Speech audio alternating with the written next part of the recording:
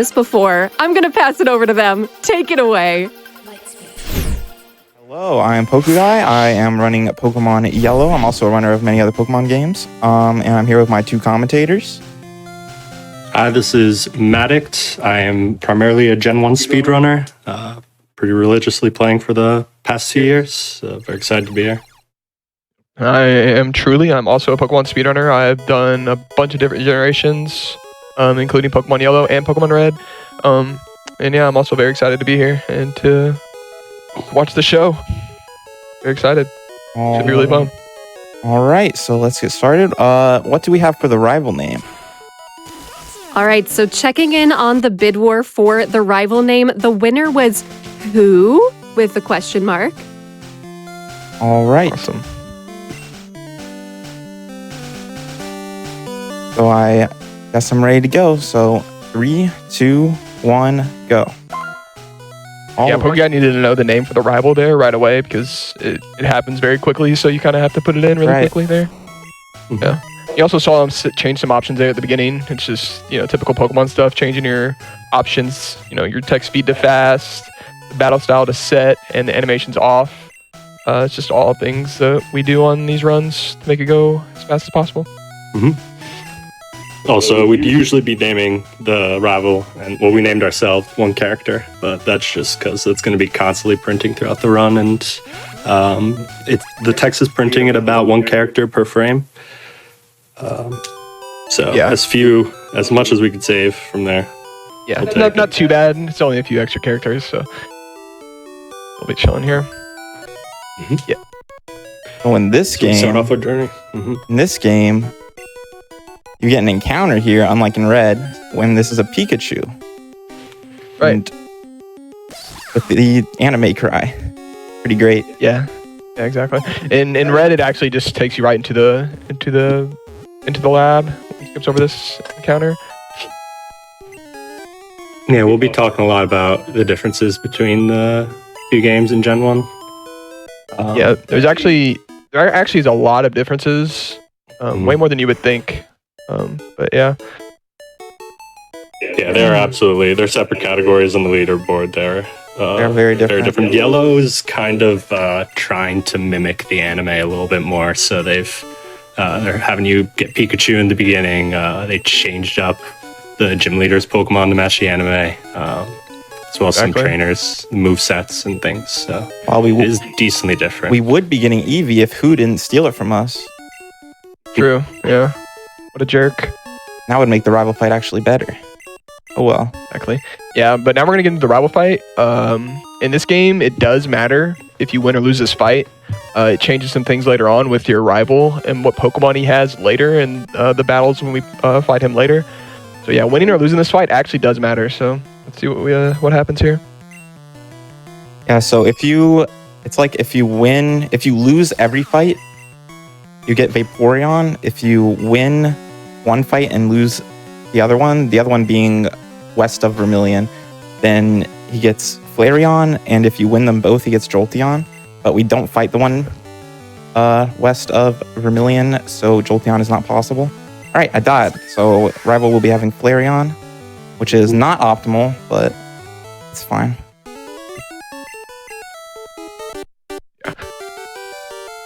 Yep, actually changes the entire team. Mm-hmm. Yeah, since you lost, it is going to be Vaporeon. But yeah, so what it is, I think rival later has when you lose, he has a Vaporeon and a Ninetales at the end. And if you win, he has a Cloyster and Flareon. So yeah, it does matter if you lose there. So it's just, it'll be fine, but we just need to remember that for later, that he did lose that battle. So kind of have to change up your strats, which you have to do a little bit later. No, he's just going to be progressing through the story, getting Oak's Parcel, just trying to get as few encounters as possible. Exactly. None of the encounters benefit you. And Pokeguy actually would have lived that Eevee there if he didn't get crit. Gen 1 is very weird compared to every other generation of Pokemon, to where your speed decides your crit rate for each Pokemon. So each Pokemon has their specific crit rate based off of their base speed stat. So yeah. And that also will come into play later in the run as well. And it changes, it doesn't really change anything, but you you're more likely to get crit on certain things than other Pokemon because some Pokemon are obviously slower than others, so the crit rate isn't going to be as high for those. So just things like that. And sometimes if you have a fast Pokemon using a high crit rate move, it's just 255 out of 256 to critical. And one is fun. Exactly. Yeah, so the crit rate's ranging from roughly 2% to like low 30%. Yeah, that sounds right. It's a little ridiculous for What is the Electrode. highest crit rate in the game? I know Electrode has it, but I'm not Oh, sure. Electrode, yeah. Yeah, so I think it's pretty funny because like a Pokemon like Electrode, I think the crit rate's around it's just straight up like 1 in 4 to crit you. So compared to, you know, typically nowadays in Pokemon games where it's just 1 in 24 to get crit. So Getting pretty, very, very different. Getting pretty unlucky with encounters here. It's about 10% per tile to get an encounter, and I've gotten 4 already, which is more than average. Yeah, definitely. Gonna be heading usually behind Oak, saving some frames. Oh yeah, you're so right. that the rival walks a little bit less. So Pikachu's gonna do a little walk here, yeah, which is gonna make it slightly longer. But That's It's okay. fun. we We go want to see that behind Oak. Pikachu, the little walk there. Yeah, and in red, you usually talk to him from the side, but the back also Mhm. works. But just what I'm used to. Yeah. That's okay. Mhm. Yeah. So yeah, sometimes you would go, or normally you would go behind Oak here, and it makes rival walk less on screen, so it's worth going behind Oak and talking to him compared to just talking to him from the side like this. It's no big deal. Yeah, think the side Pikachu is- in general is. I think the side's still faster than the front. What's that? Sorry. I think the side is still faster than the front, so Yes, indeed. Correct. you're Yeah. fine. Definitely. Yeah, Pikachu interacts with a lot of the cutscenes in this game, so we're going to be ditching it as soon as we can. Exactly. As soon as it's reasonable. Specifically saves a lot of time on the Bill cutscene later. Oh yeah. That- So not a bad Route 1 pretty overall. bad. Could have definitely been worse. Yeah, it wasn't great, but it could have definitely been worse. Absolutely. Yeah, so we're gonna go straight to the shop. We're gonna grab some stuff that we need, mainly Pokeballs and some potions that are gonna last us pretty much the whole run, honestly. Potions are a nice addition from Red. You cannot get potions in this game. Red, Blue, or And also, in the Smart. Yeah, another thing worth noting there is whenever you lose Rival, you actually have less money for that first shop, so you kind of have to adjust a little bit based off that, but nothing too crazy. So because of the infamous old man glitch in red and blue, they made you do this tutorial like in the early game so that you can't abuse it later. It's funny. You don't have to do this in red. Yeah, Reddy just walk right past this guy, and And he does always never catch the rat. It's kind of strange because it's a catching tutorial, but yeah, because it's a tutorial, but it doesn't even get in the wall. Yeah, we're gonna go up to this patch of grass. We're going to be saving. It's gonna be this first RNG manip of the run. It's a little bit of a serious time, so I'll let Pokey do this really quick.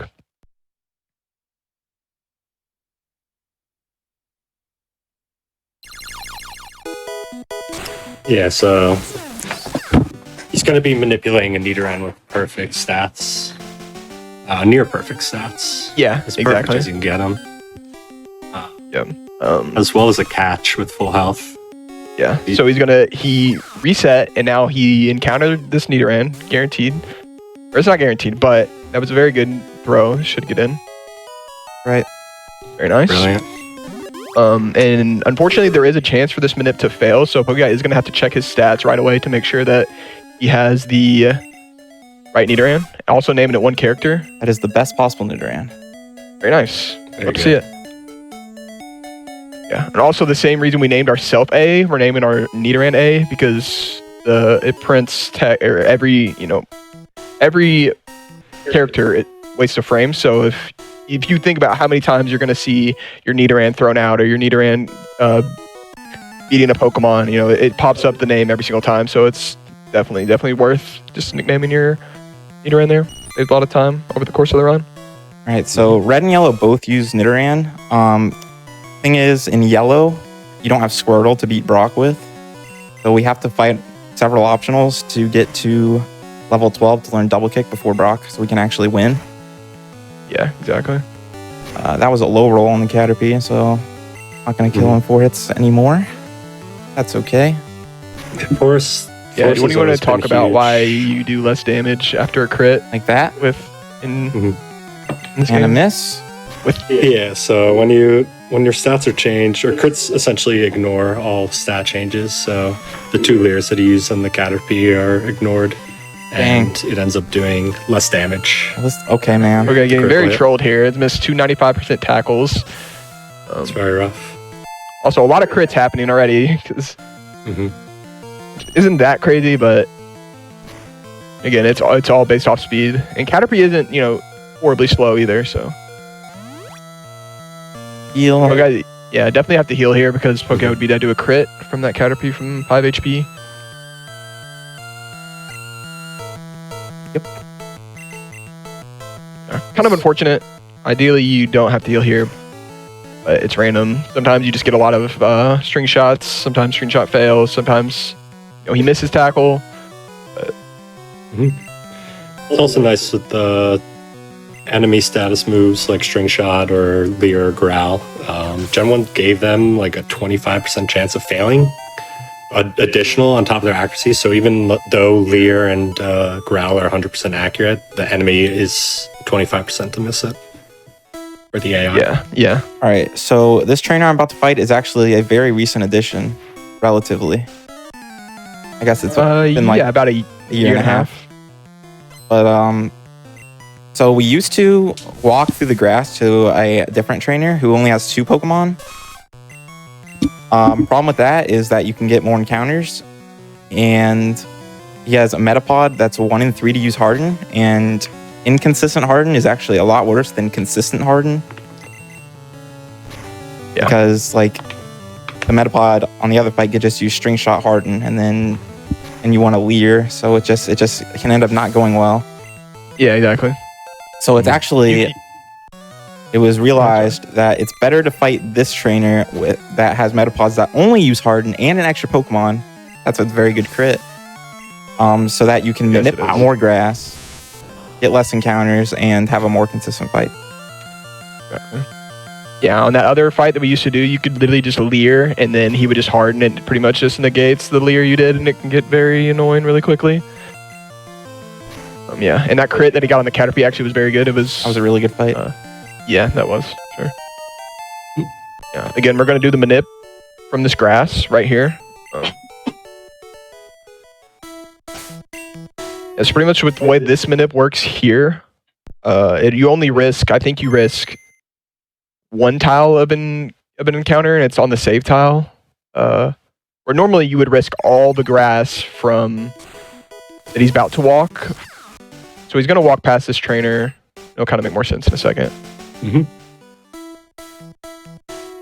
Yeah, so all this grass that he's about to walk through right here, normally this would be unmanipped grass. So all this would be chances to get encounters, and then you would fight that guy right there. But since we don't do that anymore, all this grass is now manipped. So we are not going to get any encounters here, and also going to get a Pidgey on the very last tile right before this trainer. And if it goes right, we'll also throw a YOLO ball at this, and it will get in. Just how the Nidoran got in. But yeah, when you're in green bar here versus yellow and red, the YOLO ball can be a little bit more tricky. And Pokemon nailed it. Brilliant. Wow. What a beast. It's not That is that not easy. easy. Yep. Yeah, that is not an easy YOLO ball to hit. Oh yeah, and also a cool little potion pickup there. Yeah. Since you're coming out of the encounter, and the potion's just right there in front of you, you can just buffer it, and it just completely skips the jingle that it would play when you normally would pick it up. Yeah. Very, very nice Yeah. YOLO ball from Pokemon. Well done. Could I jump in with a quick donation here? Absolutely. Yeah, absolutely. So we have a $10,000 donation Wow. from Fan Gamer. And they say, "Hey everybody, Fan Gamer here. We've been looking forward to this chance to send in our Dex number donation because it lets us unleash a stampede of 10,000 Bulbasaurs. This multitude of Pocket Pals is courtesy of everyone shopping the Fan Gamer AGDQ 2023 collection. Until the end of the event, 100% of the profit from sales of GDQ merch goes on to support Prevent Cancer Foundation. Just follow the Bulbasaur's lead. They're on their way to check out the full lineup at fangamer.com/GDQ. Thanks so much, Wow. Fangamer, and thanks so much, everyone who's been getting that merch. That's awesome. That also brings us up to we're at 62,000 almost for Stray. So let's keep those donations coming in. I'm keeping my eyes open. Yeah, thank you very much, Fangamer. That's insane. Awesome. So here the Pikachu's going. Yes. And And also, this is another part. Normally, we would do the center way later in the run. But since with that little bit of the route change we're doing, is we can deposit the Pikachu now, take the center, and with just a little bit of tracking our horn attacks, we can make it all the way through Mount Moon without having to take the center before Mount Moon, which is how we would normally do it about 1.5 years ago before the route change. Right. Which I think Pokemon came up with that route change idea. That's right. So I deposited Pikachu there. I did something called Fast PC, which is where if you time the exit really good, you can skip the jingle to get out of the PC. Yes. Yeah. We don't want Pikachu in our party because Pikachu triggers cutscenes later on that lose quite a bit of time. This is the last optional trainer I have to fight to get double kick for Brock. Exactly. Yep.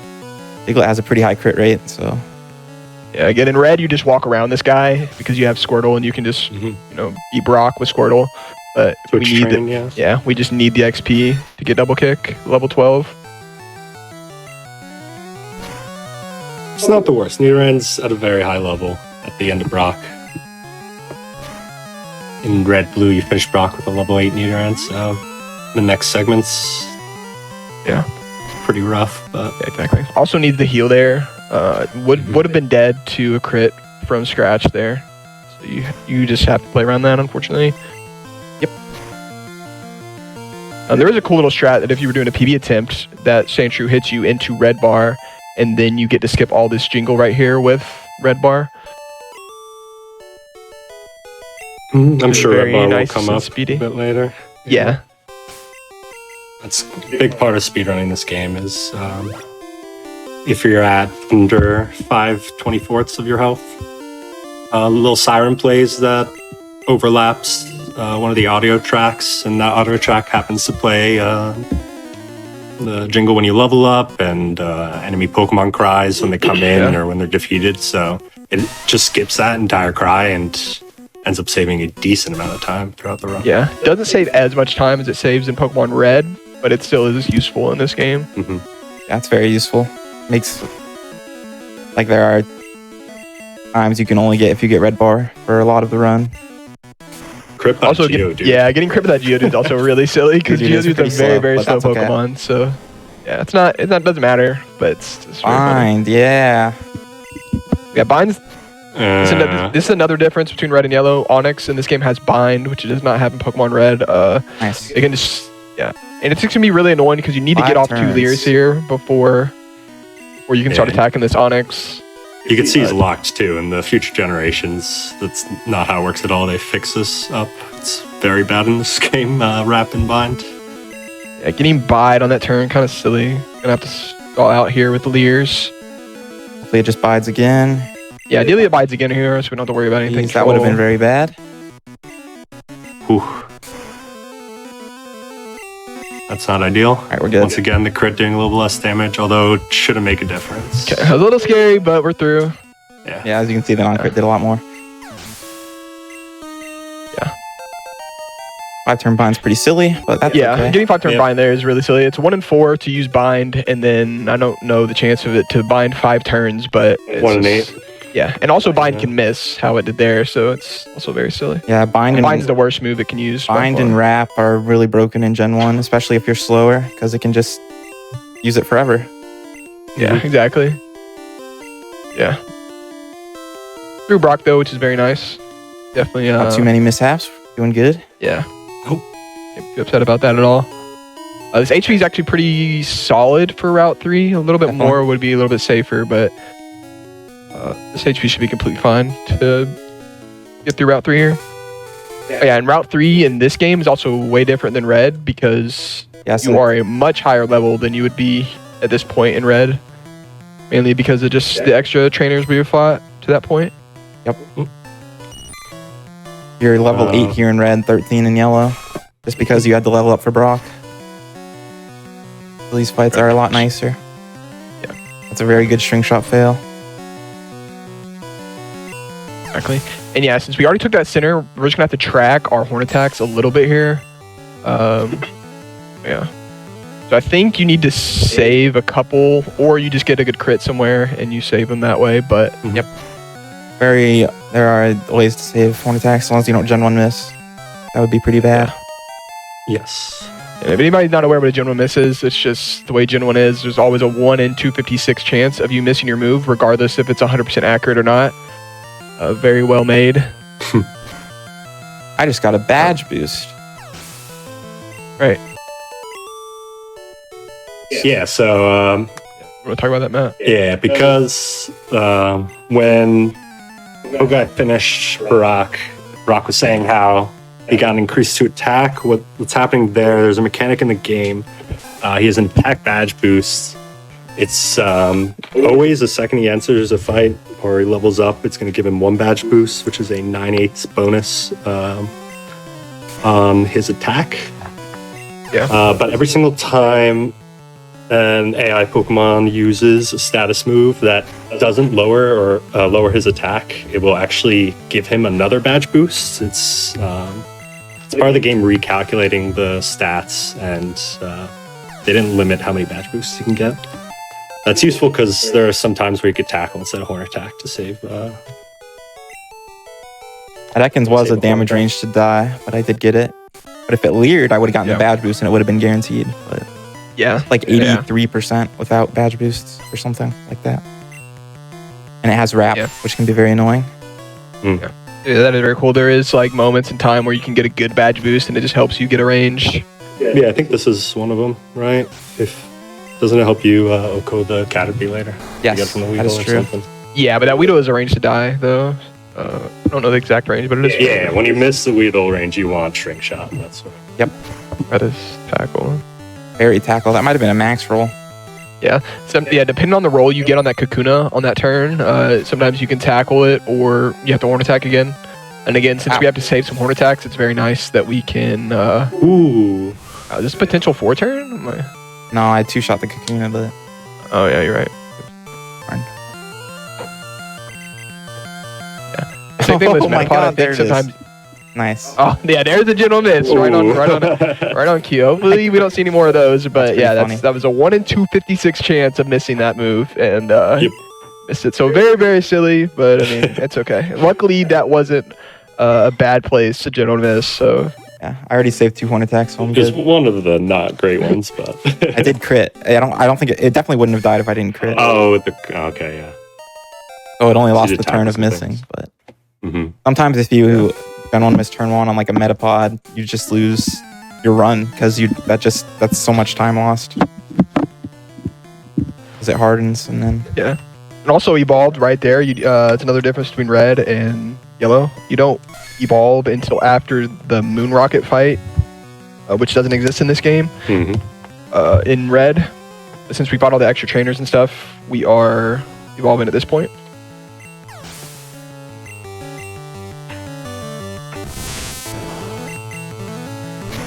And you might see he's using double kick Yeah. to fish off the Caterpie. That might be a little confusing because it says not very effective. You'd think the extra text box would maybe take a little bit more time. What you might notice is that when he uses Horn Attack, it's a type of move called a flash move. Yes. And it takes roughly a second longer than a shake move, which double kick is. Any move that has a secondary effect will be roughly a second faster. So even though there's another text box, it's still worth going for it. Also, you can't miss tackle and you're saving a horn attack.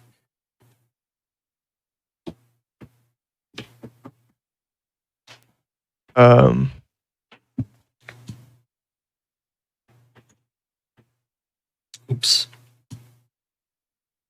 Did yes. See the feed?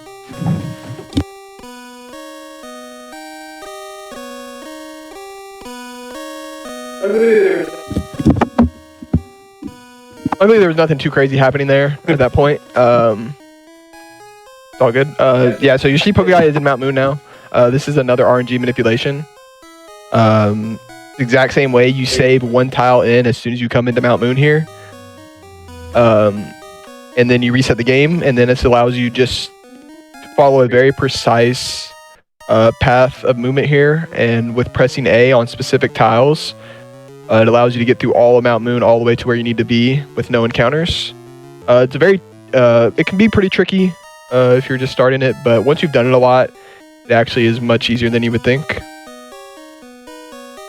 I think there is, so he has to walk this very specific path, and then on top of that, he has to press A. I think it's 32 different times on different tiles on this minute. So yeah, it's very, very, a lot of memorization here. Once you've done it a lot, it just comes naturally. That's literally an IGT, I think. It does appear to be one, yeah. It's kind of crazy. That is wild. So, they're not perfect. The Manips, there are slight chances of them failing. This actually happens to be one of the best ones. It's over 98% success rate. But because of the frame that you save on, there is a slight chance that the Manip will not work properly. We actually have it all documented, and you could check if the encounter that you got was an IGT failure. But IGT refers to in-game time. Yeah. Very unfortunate, but he did make it far enough to where it was still worth going for the Manip. So, For sure, absolutely. still very silly for that to happen, but That's pretty annoying.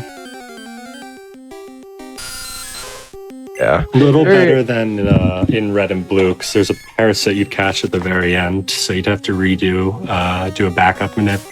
This game, we're just going for no encounters, so at this point, it's just +4 encounters, okay. I think. Yeah. Yeah, and IGT is just it's just a chance of the Manip failing. There's nothing you can really do about it, unfortunately. Just completely out of your control if you get it or not, depending on the frame you save on. But it's okay. Past that now.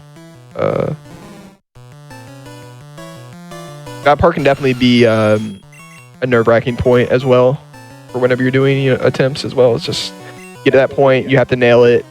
If not, you just pretty much resetting every time. Getting pound there is good.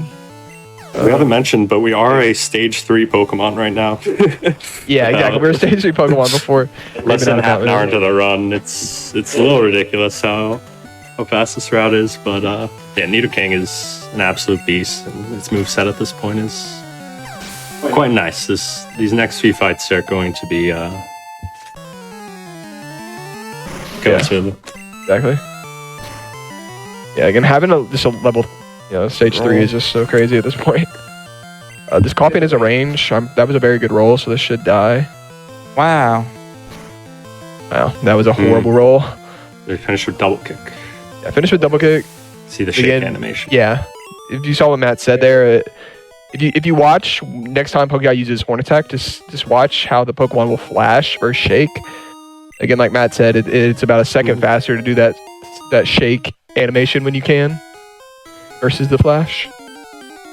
Yeah, by the end of the run, 3 out of our 4 moves are shake animation, so the only earthquake that is a flash. Exactly. Would now be a good time for a quick Pokedex donation? Yep. Oh yeah, absolutely. Awesome. So we have $72.50 from Rappel Art, who says, donating $72.50 towards the stray incentive for my favorite cat Pokemon, Litten. I've been playing Pokemon for 25 years, and red was where I got my start on my GBA color. GBC, I guess. My parents asked me why an adult would play a game like Pokemon. I just replied, why not? Thanks so much for your donation. And this also puts us just about at $65,000 for Stray, so we're almost 2/3 of the way there. Let's keep pushing, everyone. Y'all are we doing definitely great. can get there. Yeah. Awesome. Stuff, guys. Oh yeah, so Jesse James, this is straight from the anime. Yeah, exactly. This fight does not exist in red. Nor does Jesse and James in red. Yeah. Red has a much worse fight. That coffee there also is a range, but it's a much less favored range. I don't even think it is favored. I don't know. But Yeah, it's a very bad range. very, very bad range. I don't know if I've ever gotten it. Yeah. Getting it naturally without a crit is just so unlikely. And also worth noting, now that we're Not bad. Nidoking, yeah, not bad at all. Now that we're Nidoking, it's about, I don't remember what it is exactly. I think it's like, what, 12-ish% every turn to crit, about 1 in 6. 1 in 6. Yeah, it's about 1 in 6 for Nidoking to crit on every single turn. 16.4%. Yeah. 16.4. Yep. Yeah, 16.4. Pretty high. Yeah, it's Another very, very reason high, why and Nidoking's it so can definitely good. be useful on some certain fights to crit. Towards the end game, it'll mostly just be time loss though. And also, due to the route change that we were talking about earlier, we're taking the center now versus taking it later. You always take this center, but yeah, just the route change allows us to do it now versus later because I'm pretty sure we're out of horn attacks at that point, and we Yes. need them back. So Entirely for PP, pretty much. yeah, entirely for PP, exactly. Health doesn't hurt though. This next fight is not fantastic. Yeah, Yeah, exactly. this is definitely one of the worst fights in the game right here. But I can't really die as long as I play it fine. Exactly. Sure. Dying on this fight's hard, but losing time, You can lose a you're lot getting, of time. you can get Very bad easy. moves. Yeah, it's very easy to lose time on this fight. Yeah. And red and yellow are very similar into that reason. So Spearow's 4 moves. We just really don't want to see Growl. Yeah, Growl and Fury Attack are the worst moves that Spearow can do here. Growl is by far the worst, also because you do less damage. Ideally, you just crit. Peck is very that's good. fine. And the Sandshrews 1 in 50% to sand attack you, which is awesome. And attack isn't that bad because it does give you a badge boost, which can actually be helpful. But if you get more than one sand or you start missing, then it's obviously not good. Scratch is good. And in Gen 1, 100% move after sand attack is only 2 and 3 to hit. Very nice Scratch. Yeah, we just don't get Really crit, sand. but that's okay. Also switching to double kick there because it's, again, faster to switch to double kick. And also we're going to be double kicking this Rattata. So it's just switching to it already. Nice. And this EV is about 56% to die to a double kick. Yeah, which would be, I believe it'd be guaranteed if you got the badge boost right. Right. Yeah. Okay. And I got it barely. Wow. Take those. Very nice. Couldn't even That's tell a if I very got clean it or fight. Yeah. Yeah, That's great. That Ask fight for can better definitely than be that. way, way worse than that. So The Spearow has Growl, and then the Sandshrew has Sand Attack, and then the Eevee also has Sand Attack. Yeah. Avoided all of those. yeah, nothing too crazy is gonna happen on the bridge. So if you do have any donations, Yep, definitely. it definitely would be a great time right now. Yeah, for sure. So we have a $52 donation from Irvi who says, donating $52 in honor of Meowth because of my 2 cats and I need to see Stray. GDQ has been keeping my spirits up as I am sick from work and the only thing that could make it even better is more cats. All right, you heard it, y'all. Thanks, Irvi, for your donation. And let's get that Stray incentive unlocked. We're well on our way. You're doing great.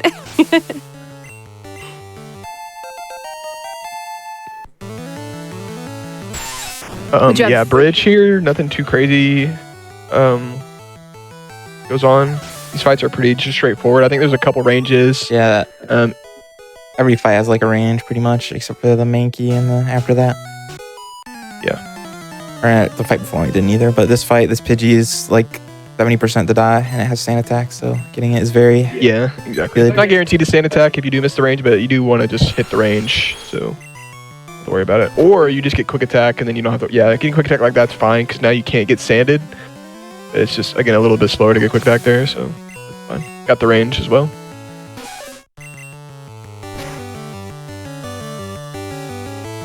Nice crit. That does not die in one hit. Yeah, And that's a very nice crit. it's got double kick, which if it uses it, it takes a long time for the animation Yeah. to play out. Yeah, the animation plays out. It's not very effective on you. Like, And it kicks again. Yeah. and yeah, it does it twice, and it plays that not very effective text twice, and very, very slow. Double kick the Rat since it's a shake move. Yep, One shake attack would move, kill. Exactly.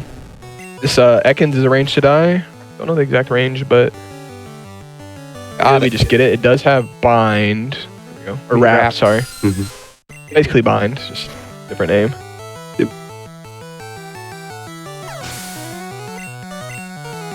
Gonna do a little bit of menu in here. Maybe gonna heal. Maybe gonna potion once here. No. Maybe not. Now we learn the best move in the game, Thrash. Or one of them. Exactly. Yep. So in Gen 1, Thrash is 3 to 4 turns, not 2 to 3 like later gens. And it's really good in a speedrun because you don't have to select a move every turn. It just keeps using it. So that it's just time save over any other move. Exactly. For And PP reasons as well. Yep, Like it only maybe uses one hitting PP. 3 or 4 times, but counts only once. Alright, I just didn't even Thrash. Nice one. That's fine. Still dies. We're just talking about how great it is. Yeah, it's also a shake move as well. So Thrash this. That's... Yeah, it's got a lot going for it. yeah, it's just very nice. Just the combination of that and having Nidoking, just very, very powerful. We'll be using it a lot. You got more donations now is good. Yeah, Yeah, for sure. We have a ton of Pokédex donations, so I've got you covered. Awesome. We have a $50 donation from Jackie who says, Dex donation, $50 for Pokemon number 50, Diglett. Diglett dig, Diglett dig. Love it. We also have a $158 donation from Schmango Fett, who says, one of my favorite things about AGDQ is that it always falls on my birthday, and to watch the amazing Pokemon run is one of the greatest gifts I can ask for. This $158 donation is for my favorite Pokemon, Totodile. Woo, love Totodile. Happy birthday. And happy birthday, yeah, thanks for being here. I Gen 1 missed again. No. Wow. Didn't matter. Yeah, this fight it doesn't really matter because you're two-shotting anyways. It's or it's a two, two-turn, yeah. it's a two-turn fight anyways, and you're guaranteed to hit at least 3 times. Or use Thrash 2 times, sorry. But it is quite unlikely to have Gen 1 miss twice at this point. Yeah, 2-1 and 256s already. Hopefully we're done with that. Yeah, hopefully, yeah. My personal best is Gen 1 missing 8 times in 3.5 hours. I did the General Miss 3 times in 5 turns. I do remember that. This is a little bit different than Red as well. Red, you don't get Charmander like this. I don't even think it's available to grab. That guy doesn't have it in Red. Oh, But we need to fight the top guy, don't we? No. We do not. Fighting gentleman, yes. Good catch. Okay. Alright, cool. Yeah, so we need an HM buddy to learn Cut and Dig. And it just works out perfectly that Charmander can do that. Yep. Which in Red you would have already caught a Paris way earlier in Mount Moon, so you wouldn't have to worry about that. This Onyx also has Bind. 1 and 4. Cool. Very nice.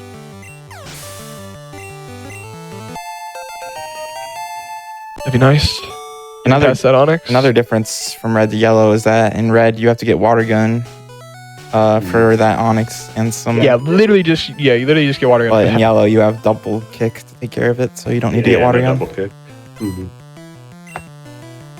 Very useful. Yeah, yellow Very added useful. a lot of moves to the early game pokes so you have a fighting chance against Brock, because clearly Pikachu's not going to do the job. So Exactly. I know Mankey has like low kick and Yeah, there's not a lot of Pokemon that are good for Brock in the early game. Butterfree learns Confusion earlier, learns at like level 10 instead of like 14 or something. So slight differences there, because Pikachu versus Brock, not great. Yeah, and these next couple fights are all pretty straightforward, just nothing too crazy, just thrash away and everything just dies. So definitely, Lana, if you have any more donations. I have always got you covered. I got you. So we have a $7.25 donation from Carrie the Hatchet, who says, $725 for Lytton. Let's get that stray bonus game. And checking in on that, just to let y'all know, we are already over 2/3 of the way there at $67,000. So we're making amazing progress. Let's keep it up, everyone. You're good. Yeah, that's awesome. Definitely make sure to get him in.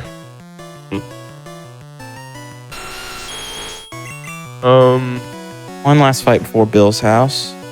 Yep. And Yeah, so we're gonna be going to Misty Gym soon. Misty is definitely one of the most likely fights to kill you in the run.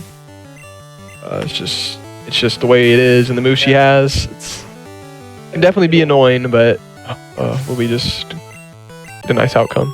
And it's not even just Misty itself. The fight before Misty's also can be pretty troll. Things. This is where one of the Pikachu cutscenes would take place. If you have Pikachu in your party, Pikachu like freaks out that there's Bill's a Pokemon, and he takes like 20 seconds just like looking at it in amazement. It's a lot of time loss. Yeah, exactly. It's pretty absurd.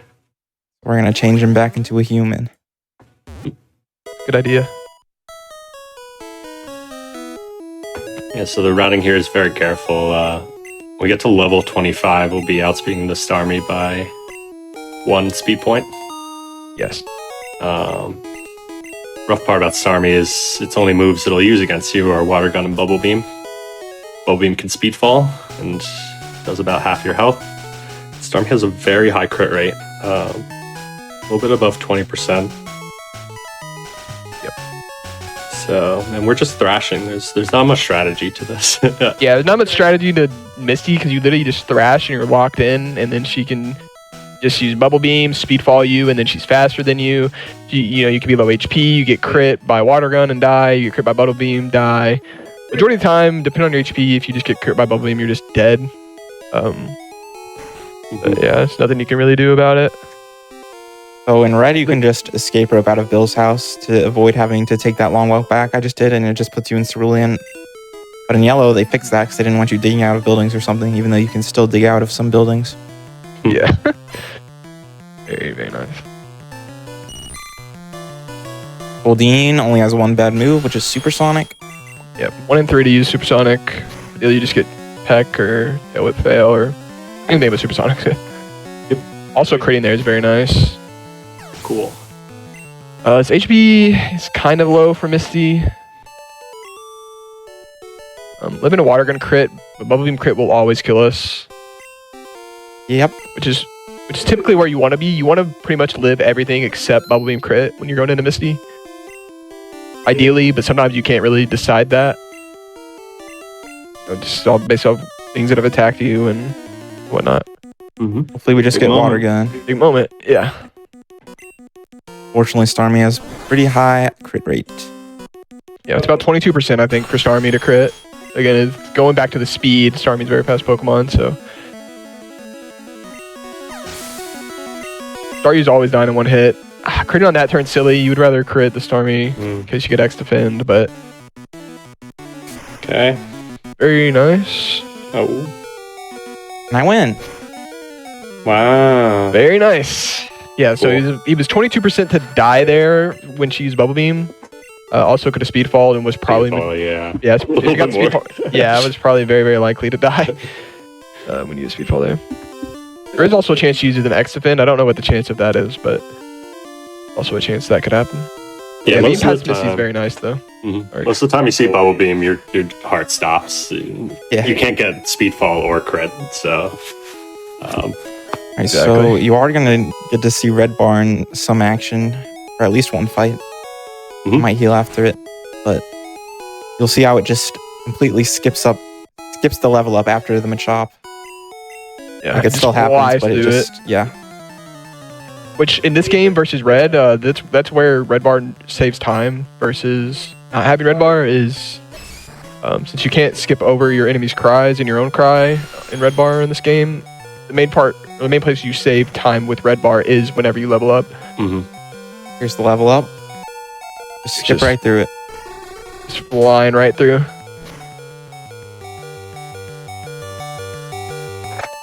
Yeah, and in Red with Red Bar, it actually skips over your enemy's cries and just goes right into your move usage. So very, very crazy how fast that can be.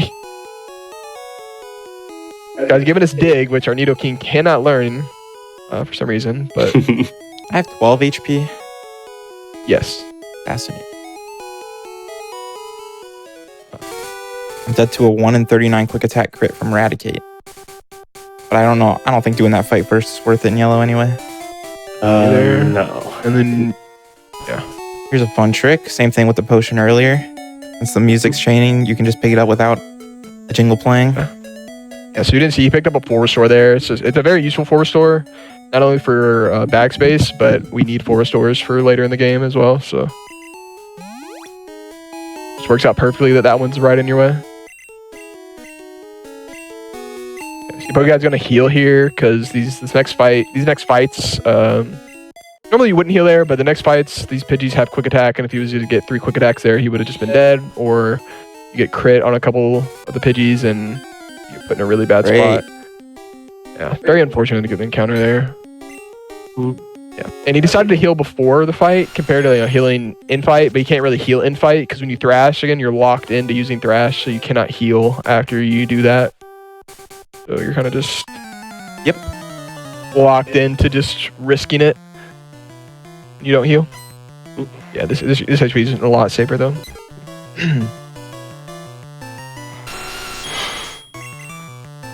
Yeah, I think it'd be a good time for a donation at this point. Yeah, for sure. Absolutely. So we have a $151 donation from Imakuni, who says, "Thank you everyone for putting together another great run. 151 for my fave mythical Mew. Let's go, Stray." You didn't get a single quick attack. Pidgeys are all 1 in 3. Works. 1 in 3 to Yeah, quick 1 in attack. 3 use quick attack there, yeah, for sure.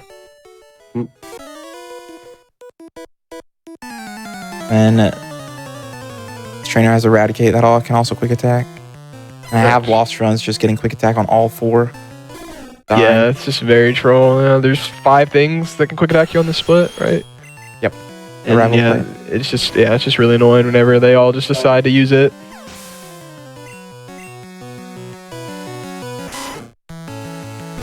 Luckily, this HP is very, very nice and safe for rivals, so yeah, nothing too can't crazy. die at the rival unless I Gen 1 miss, probably multiple times. I'm gonna do a little bit of shopping here as well. Gonna sell some items. I don't think you buy anything extra in this game. In red, you buy something else, but in this game, you just buy repels here. Pretty much just need repels to get us all the way through Rock Tunnel, and pretty much all we need. We're pretty much buying the exact amount we need just to get through there. With movement, 3 is just the exact amount we need to get through Rock Tunnel. Here comes the best team in the game. True, is one of them, yes.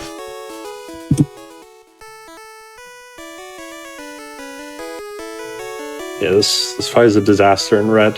This is where a lot of your runs are ending, but Yeah, huge this shift game, from yellow. Yeah, this fight in this game is very, very free.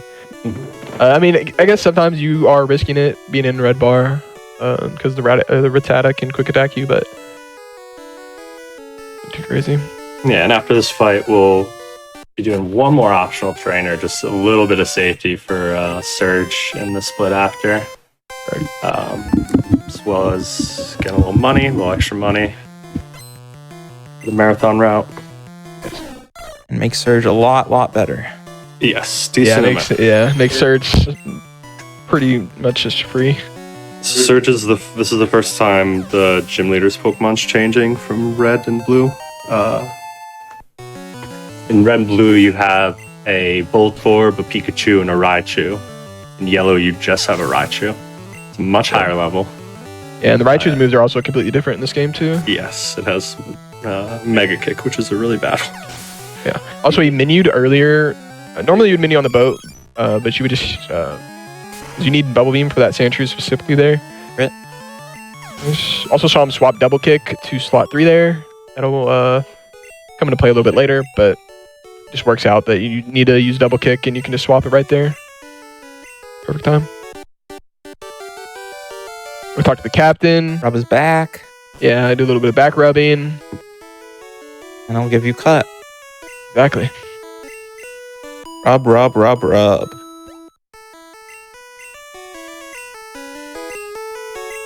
Yeah. And like Matt said, we are going to fight a trainer that normally we wouldn't fight, but it adds a lot more safety fighting this guy. Gentleman, as we would call him. Yeah, we'll point out in the future where the major benefits are for this, but it's really 2 fights Surge and later on Rock Tunnel there's a trainer with an Oddish. And it guarantees the range for you. Exactly. Yeah, and this guy's just a 2-turn fight, so I mean it's not even that bad to fight him. Nope.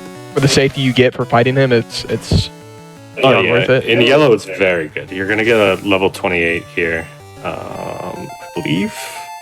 Yes, you get level 28, and then he's gonna grab this item above him, which is gonna let us hit level 29. The Gentleman Rare Candy.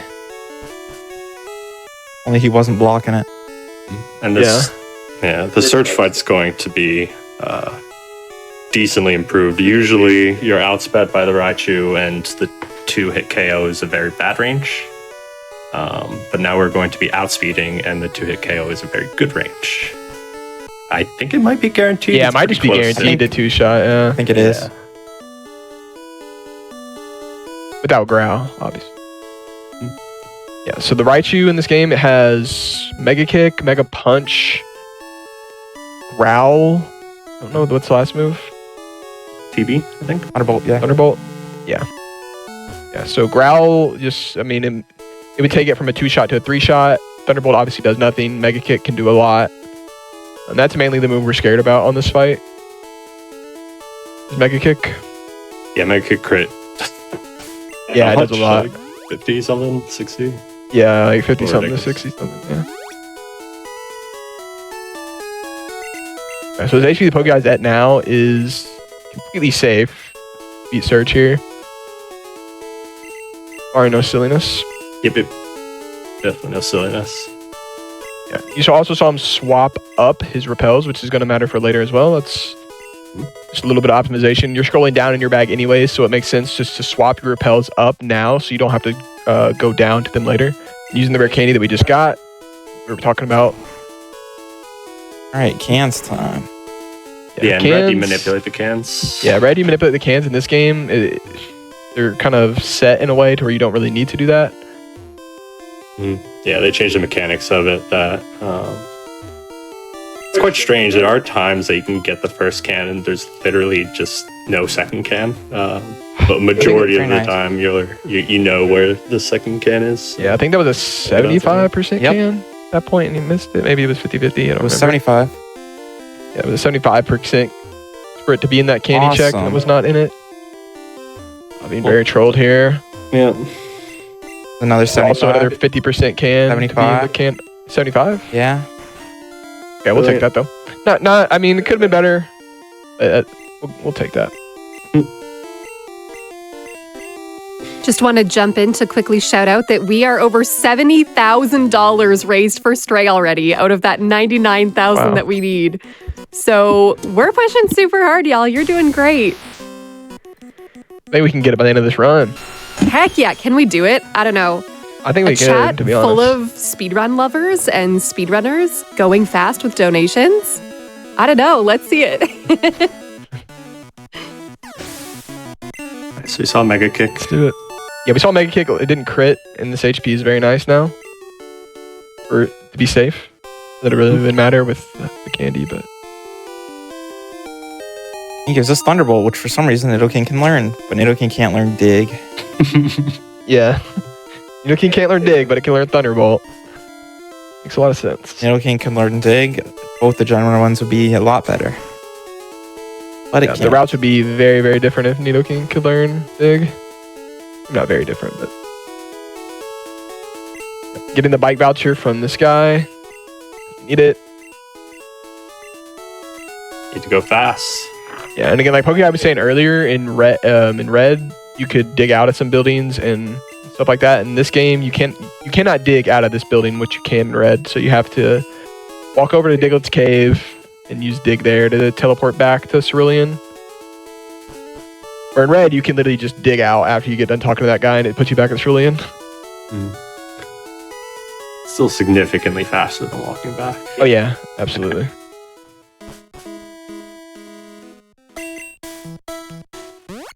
Okay. Gonna get the bikes. We can go fast. Instead of having to walk everywhere. And our next objective is Celadon City. We just got Thunderbolt, and we're going to be teaching it right away. Because it is a very useful move. For some stuff coming up on this split. As well as a lot of things later.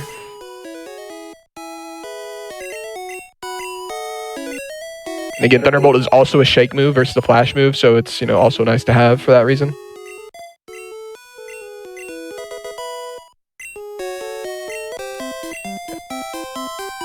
And got rid of double kick, which he already swapped to slot 3 on the boat rival fight. Which is very nice. Exact reason you do that earlier.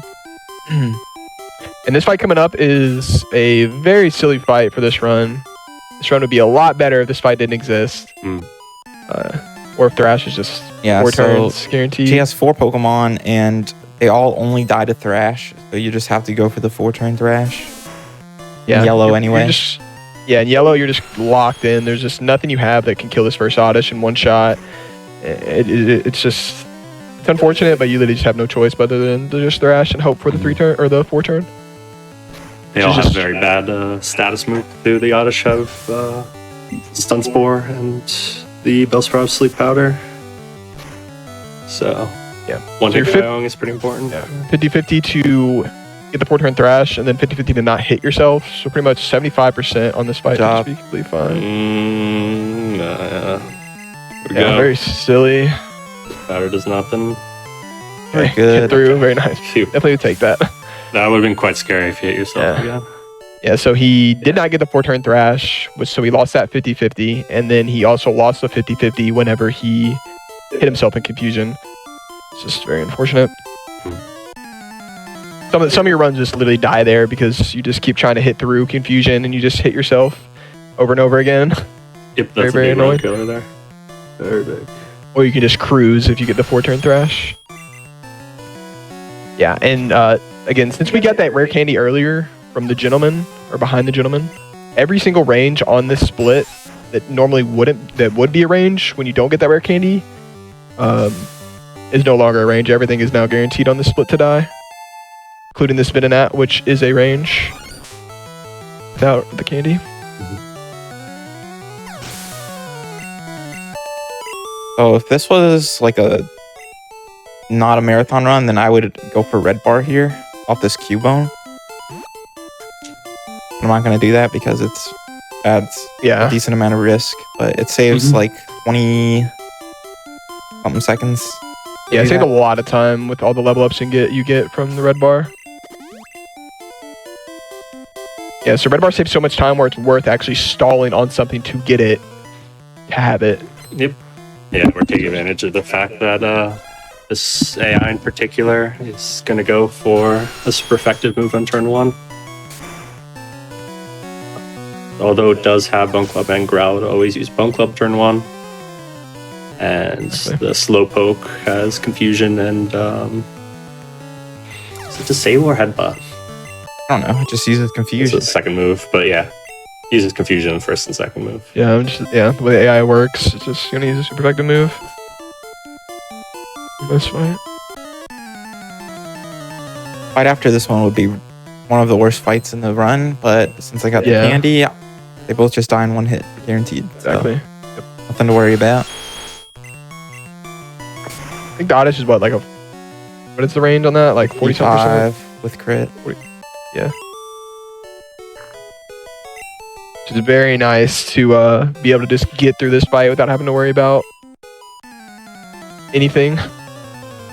Yeah, something interesting about all the Pokemon games is your stats are boosted like a little bit more when your level ends with a 0, 3, 5, or 8.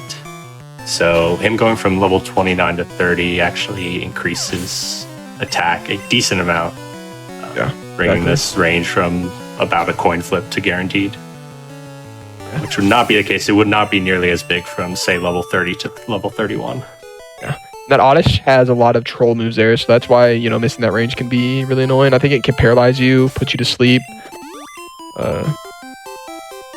Also some other moves it has, I don't remember, but can be very, very annoying. Getting paralyzed there specifically in yellow because you don't have anything to really heal it off besides using your full restore. Which you do not want to do. What were you You saying might now? notice we're in the pitch black here. He's using the walls. It's actually quite easy to get around. Yeah, it's a lot easier than it looks for sure. Yeah, other games, they just kind of put a little circle around you and you have to feel out the timing, but this game is a lot easier than it looks. Yeah. After a little bit of practice, it just comes natural after a while.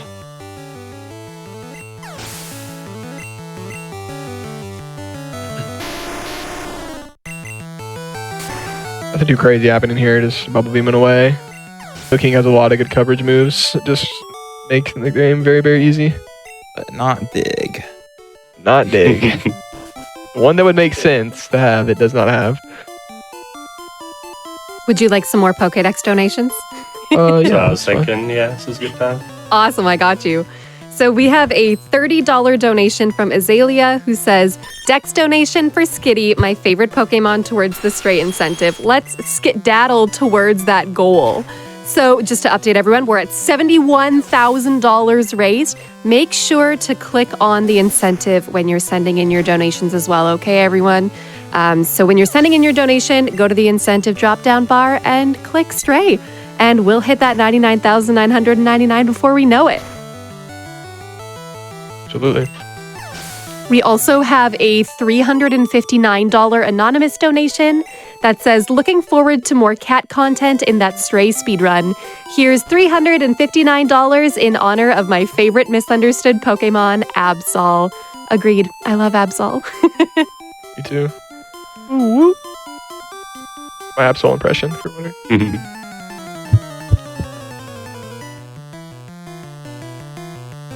Normally, Does gentleman make this fight guaranteed as well Yes. for this? With Bubble Beam, I think. yes. Yes, it is. Yeah, normally this Growlithe would be range to die. With both Bubble Beam and Thrash, right? Or Yes, to both. Now the Bubble Beam's guaranteed. Thrash is a good range, but still, you don't want to mess with that Growlithe. It can yeah, burn you. not at all. yeah, getting burned would be very, very, very bad. Correct. HP is also nice for Lavender Tower Rival for the Fury Attack stuff. Mannequins. Yep, just a reminder to do shopping for Vaporeon. Vaporeon strats. Right.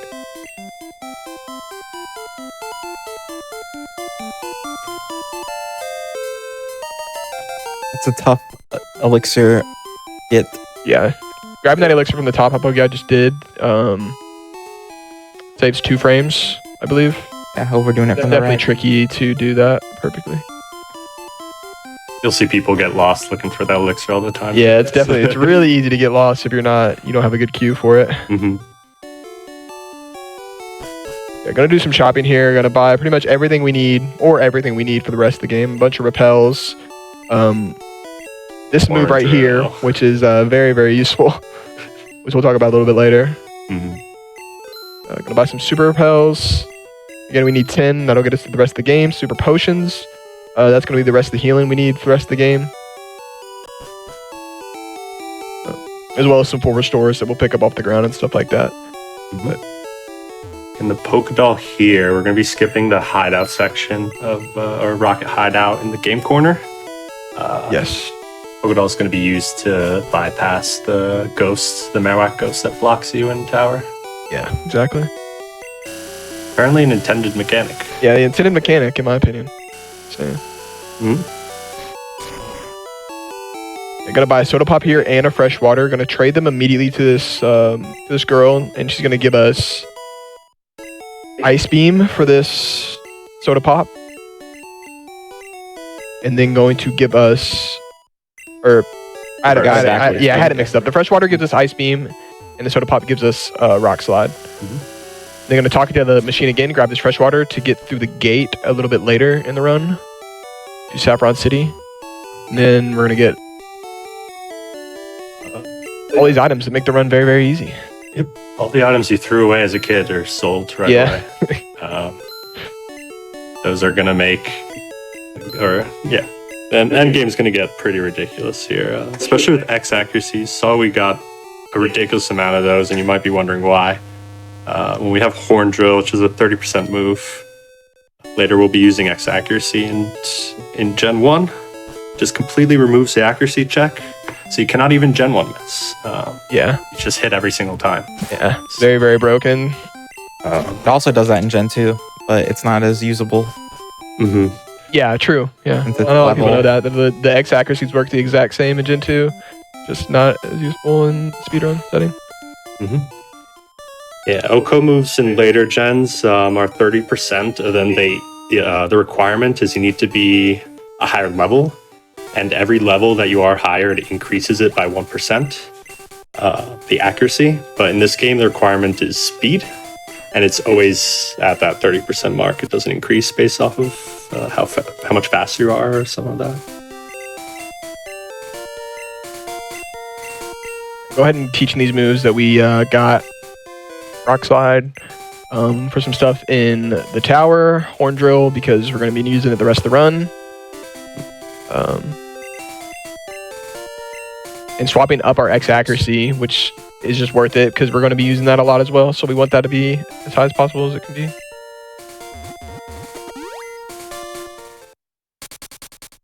Now we will very quickly see why Horn Drill is so good. Exactly. And I think versus red versus yellow, rivals teams are completely different in both games. Mm-hmm. I don't think anything changes on this fight, or does it? Yeah. No, extra Horn Drill and everything. But we're going to see different yeah, versus Pokemon that we Vaporeon usually versus Flareon strats is what I was alluding to, but I don't think anything changes on this fight specifically. Maybe I'm wrong. I think I am wrong. I win. Very, very Nice. good. That Fear has 1 in 4 to use Fury Attack, which is the worst move it can use. It's also the only bad move it has to use on you there. And this Oh is yeah, Horn it Drill. did change. Yeah, it did change here. Normally he does not have this Vulpix on his team. Mhm. Whenever you would have won the rival 1 fight, since we lost it, he does going to have that Vulpix, and he's going to have a Vaporeon later. That Vulpix is a lot of fun. It's one of the last Pokemon you face in Champ, and it can quick attack crit you at the very end of the game. Yeah, true. I forgot about that. And- Wow. Yeah, it's a bit of a heartbreaker there. That's why I personally never took Vaporeon, but 'cause it's already so hard to get to champion in a PB attempt. Correct. Yeah, but that fight literally just becomes X-Ack and then Horn Drill the whole fight. Just don't even have to worry about anything. All right, so we did buy Rock Slide, and that is literally only for...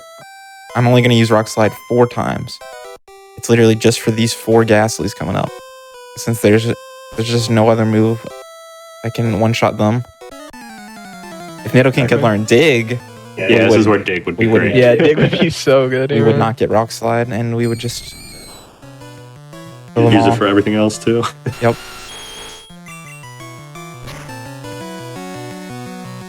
Oh yeah, Rock Slide is also 90% accurate, so you could miss here. Very troll, but Mhm. yeah, that just doesn't happen. Yeah, Ghastlies have also awful movesets. There's not really... The only good thing you can get is Lick, non-paralyze. Or Nightshade if you have enough HP, but Nightshade if you have enough, yeah. do not... Not a true Gen 1 runner always- until you lost runs to this fight. To these Yes. Ghastlies. Fortunately, before the next... So rough too, because you're so close to the heal pad. Yeah. It's right Yeah. there. Yeah. Fortunately, it is before the next 2 Ghastlies. Mhm.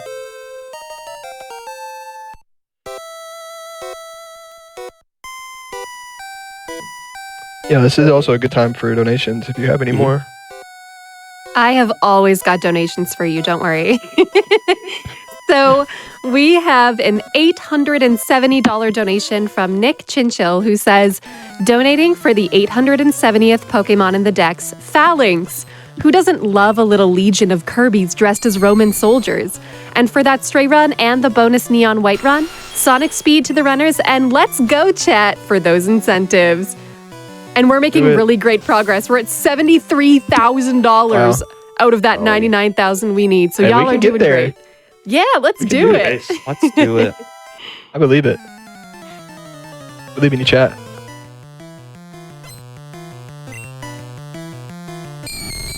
Do you have time for one more? Yep. Yeah, absolutely. Yeah. For sure. It's a good time. We have $52 from Meowth. Meowth! I just learned Payday, so I'm going to use it to donate my Pokédex number towards seeing that stray bonus game. There's just something about the main character that I find really relatable, you know? Anyways, have a great GDQ, Pokemon fans. That's right! Speaking of Meowth, we are going to be seeing Meowth very Next quickly fight. here. Heck yeah. The next Pokemon. Yeah. That was good time. Very good timing. There's a Pokédoll. Yep. Need to swap our repels up as well there, so just works out perfectly that we need to use the Pokédolls, but also we need to swap up our repels so we can just do it right there. Just perfect timing. More Jesse and James. Comes that Meowth. Meowth, that's right. Doesn't really matter what it uses, but Payday is the worst because it's an extra text box. True. Ironically. I think Leer fails the best. I think it can Growl have. fail. Yeah, it's Growl fail. ooh. This fight's very easy again, just X-Ack and then Horn Drill away. And since we took the heal pad, all of our PP got replenished from using them earlier, so got all our Horn Drills back. Yeah, you can really see why Nidoking is so good with Horn Drill. It's just kind of broken. Yeah. With Horn Drill, with all the other coverage moves it gets, it just ends up being really, really good. Yeah. Decent base stats. You get Nidoking like 20 minutes in. A lot of things work out. Exactly. Yeah. And in red blue actually, yeah, there's Jesse and James fight doesn't exist there, and then there's 3 separate trainers up the top of here, but those don't exist in this game. Gonna get our handy dandy Pokédoll or Pokeflute.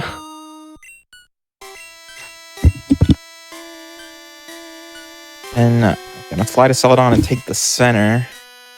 Even though we just heal padded. I do need those 3 Horn Drill PP, so that's part of the reason. The other reason is that it sets a dig point, so every time I dig, I'll end up here, and this is just the best place to do that. Yeah. Celadon is just a nice neutral city in between, you know, everywhere you need to be in the game. And it just works out that you can just use the center and then dig back to here. Because we're going to go right to Saffron, and then we're going to come back to here, and then we're going to go left to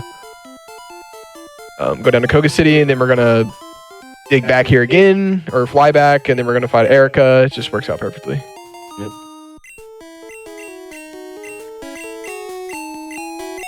Freshwater we bought earlier for the guard. Exactly. Yep. Also think that matters for your bag space as well, getting rid of it there. Maybe, I don't know. So, because I'm on Vaporeon strats, I need to save an X accuracy, so to do that, I'm going to Thrash this Machoke. You would normally X-Ack Horn Drill it. But that's just the easiest place to save one. Yeah, no. Yeah, you do have to do a little bit extra shop, or not extra shopping, you just have to save that X-Ack, like Pokeguy said, and kind of maneuver your moves around a little bit on some fights later. So this is an optional trainer, but he guards some very useful items, so it's very worth fighting him. Correct. Yeah, and red was switched up, so we go to we go to this room to get the items after we defeat Giovanni. Yeah. And this rock is no longer there, so they all disappear. Good badge boost. All right, maybe? so save time over X-Acking. Wow, Nice. cool. There's probably a range with the badge boost there. Other crit? I don't know. No, it wasn't. Was not okay. So he guards a rare candy, EM26, which is Earthquake, and this Carbos, which lets me outspeed rivals Kadabra by exactly 1, I think. Yeah, I think so. Yeah. Yeah, just all 3 of those items are very useful to have. Earthquake, because it's going to be one of our most used moves. The rare candy, obviously, level later. And yeah, Carbos for the exact reason Pokeguy said.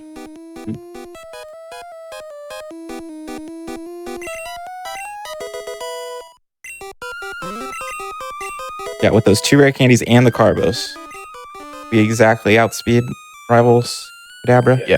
And also exactly speed tie his Ninetales. And this is Vaporeon strats.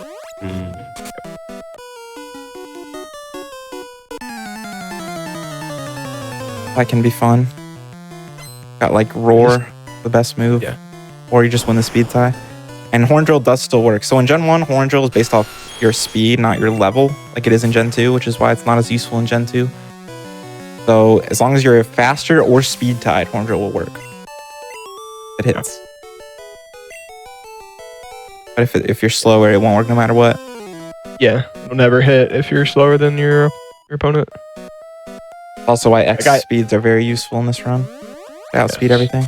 It does actually work during a speed tie, so you can Horn Drill in the second turn. It is possible. Yep. As well as a quick attack. Any priority move is still going to go first, and that's not going to... Right. If you're outspeeding, you're still going to hit the Horn Drill. You had to fight that guy because he was guarding the card key. That allows us to get through Silph here. And then we're going to fight Rival. Who? Right, who? Who are we fighting? Right.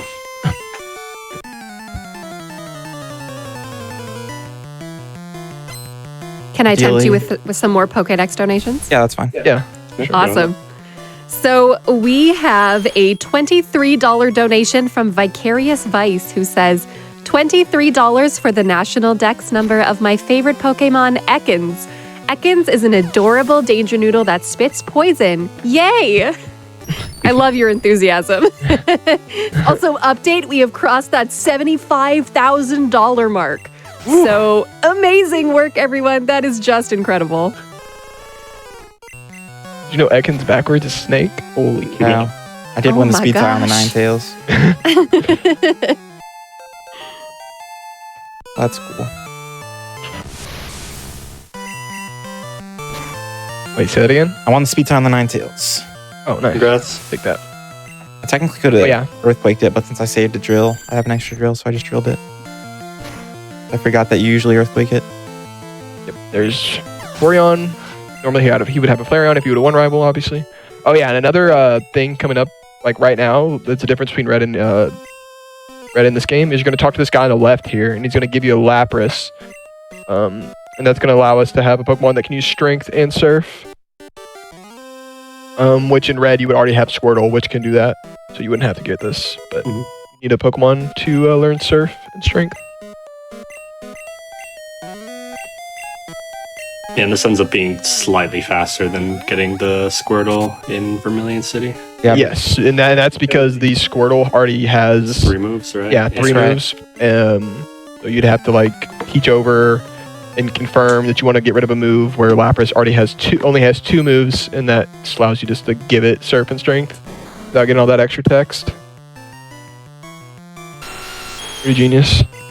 Lapras is pretty cool. I agree. Right. Except on Lorelei and Fire Leaf Green. True.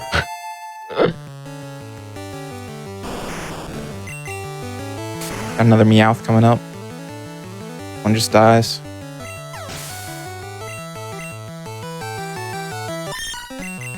And then coming up next is the first Giovanni fight. This fight has actually been through quite a bit of routing because the problem is its lead is a Nidorino that has Fury Attack, and Fury Attack is extremely slow in this game. So it's actually faster to kill it and then risk a range on the Persian in order to avoid Fury Attack. And it was simulated and everything to be faster. But also the Persian can use a move to make it guaranteed, right? I forget what it can use, but it can use give you a badge Screech, boost too. Or it can use Growl, which makes you 2-shot it, but that's fine. Yeah. Ideally, it just either uses Screech or I just get the range and no Growl. Correct.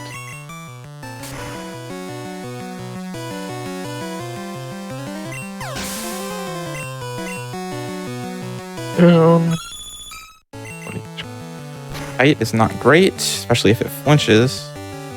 Flinch is only 10% in Gen 1, though. Alright, you got the range. Yep. Compared to 30% later gens. Yep, very nice range. Like that.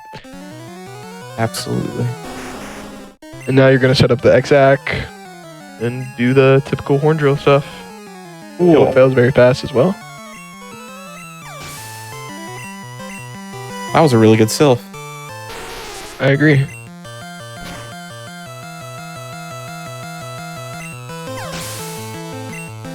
Very nice. And ultimately, this section of the game is so that we unlock Sabrina's gym. That's why it's mandatory. Yeah, exactly. Although we're getting an earthquake from it, so we're not complaining. That's right. Coming up, we have my favorite Pokemon. To the left here. Yep. Snorlax.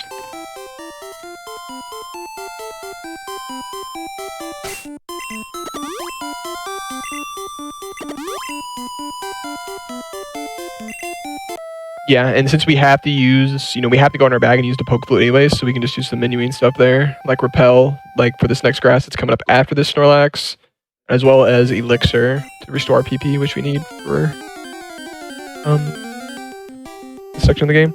Yeah, these Gen 1 games are brilliantly routed. I was really impressed when I first came in. It's a lot of hitting two birds with one stone on each of the menus. Pretty satisfying to execute as well. Absolutely. Gonna do a little bit of tricky movement here, kind of. Gonna grab this hidden rare candy. Now I can just have my Works hands out. off the controller for a bit. Right. Yeah, the way this works, I guess this part's kind of like a hill, and you don't really have to hold anything here while you're going down this.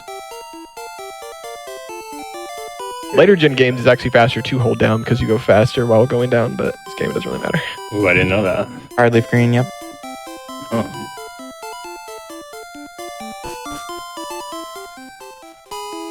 Yep. And also there's a little difference between red and yellow here. In red, you would actually cut these trees coming up that we're gonna pass here in just a second. This one. You would cut this tree right here. And yeah, you would cut it in. What's the reason for that again? It's just less lag faster in yellow? red, but in yellow there's more lag, so it ends up not being Yeah. faster. Like in the menus, the cut menu. Yeah. Exactly. Just barely faster in red and barely slower in yellow.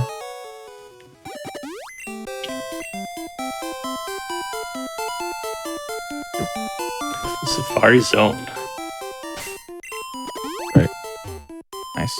One of our last major detours on the run, other than Pokemon Mansion in a bit. It's a detour, but it's a mandatory detour. Also, we're gonna Yes. grab a full restore here. Need that for later. Yeah.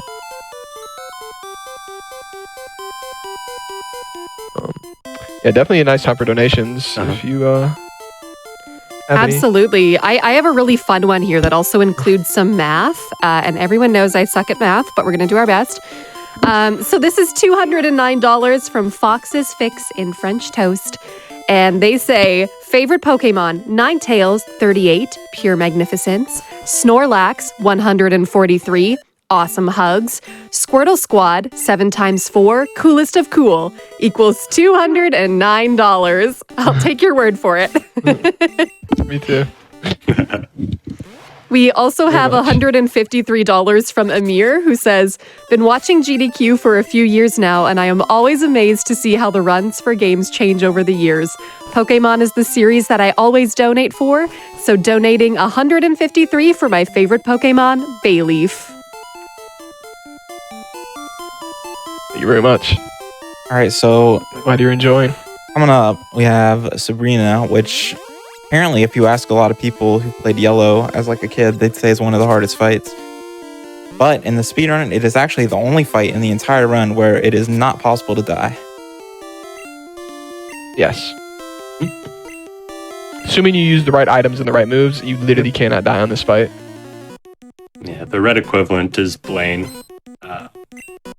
But yeah, because an X accuracy is involved, you literally cannot miss. Yeah, so she leads with this level 50 Abra. Fortunately, it just spams Flash. And since X-Act makes... You can also use X-Defense.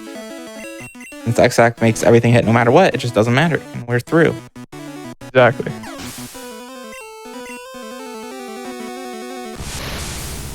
just another reason, just showing how broken XX are. I'm sure we're just outspeeding this Alakazam. That's right.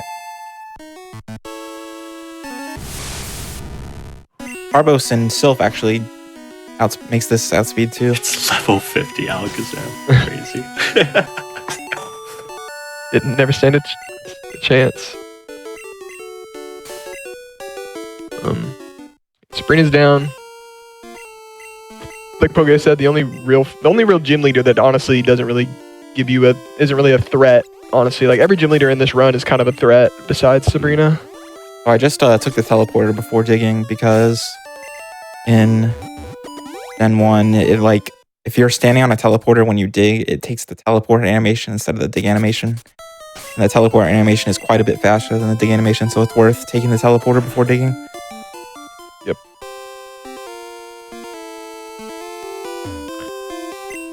Yeah, Koga's gym is pretty straightforward. Koga himself can be kind of troll, but the first 2 fights before Koga is just pretty straightforward. Earthquake, Thrash. Get him out of here. Yep. The last time we were using Thrash, we actually save it since we haven't used it in a while since oh yeah, since the Gambler after Lavender. But you keep it just for this fight because it saves 3 Earthquake PP, and you need those 3 Earthquakes, and it's also just faster. And these drowsies only die when you're level 40, so it just works out very nicely. Yep. Not having to choose your move every turn, the shake animation, it's beautiful. Mm-hmm.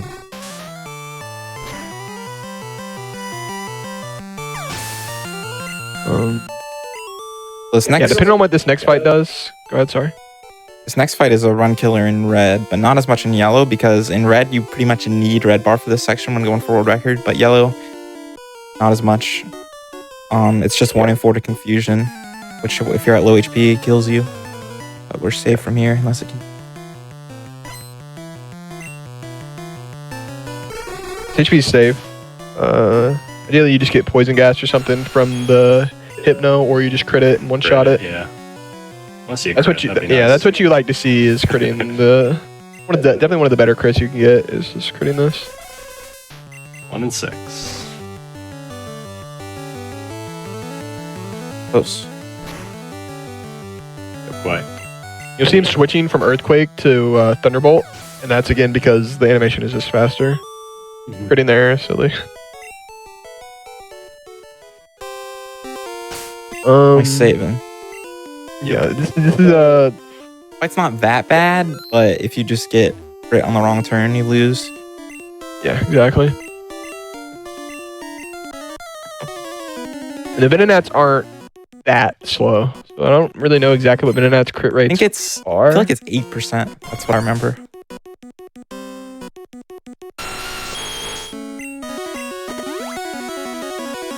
Not great, but it's fine. Yep.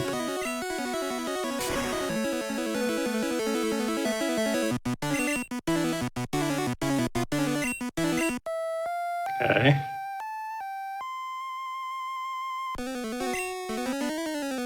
Really annoying. Yeah, double sleep out of there is really... So this is why this fight can be kind of trolly, because you can kind of just get looped with sleep powder here. Here's an example of AI cheating in Gen 1. In the future games, it makes a decision before you do. So, like, for example, if you're low and it knows it can KO, you could heal and it'll go for that KOing move. But in this generation, if you... the AI cheats. It knows what you're going to do on the move, even if it's second. So... Yeah, and that first Venonat actually is the only one that has sleep powder. The second one does not. So ideally, you don't get sleep powder on the first Venonat, and then you can just finish your setup on the second one. You don't really have to worry about getting looped sleep powder there. But we're through, which is very nice. The B pass Koga, we'll take that. A little red bar action. A little bit of red bar, yep. Fortunately, going to be losing this right away, but that's okay. This is red. We would like being red bar now, but this game just cannot have it at this point. Need the HP.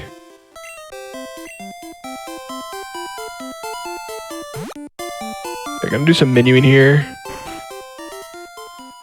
One of the bigger menus in the game. Yeah. For sure. It's at the last big menu of the game. Yeah, for sure. After Giovanni's. Kind of big, but this one's larger, yeah.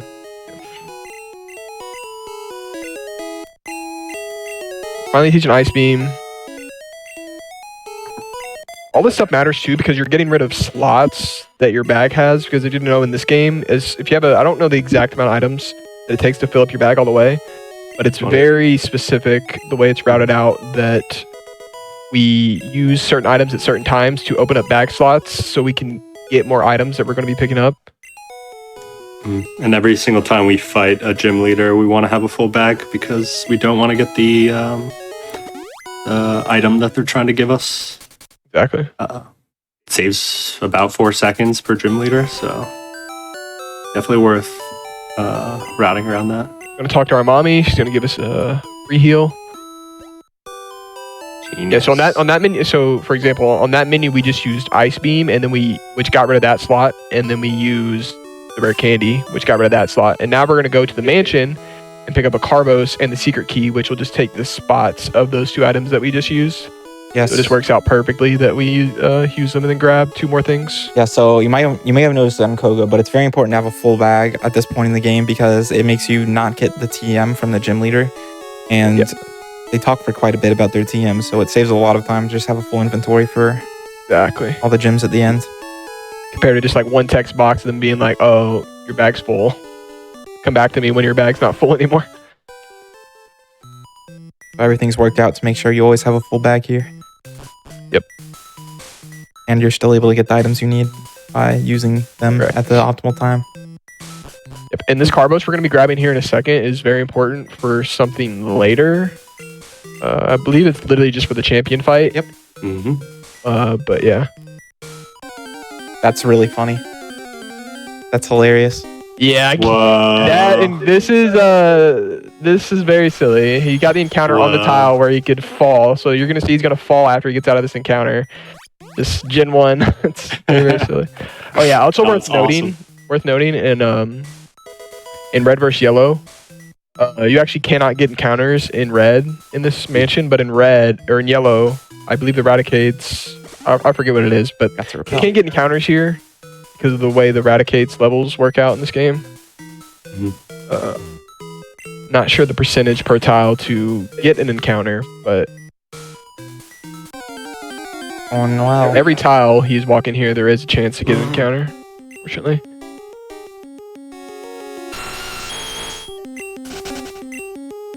I believe it's more likely to get encounters on the bottom than it was to get an encounter on the top level. Yeah. Yes.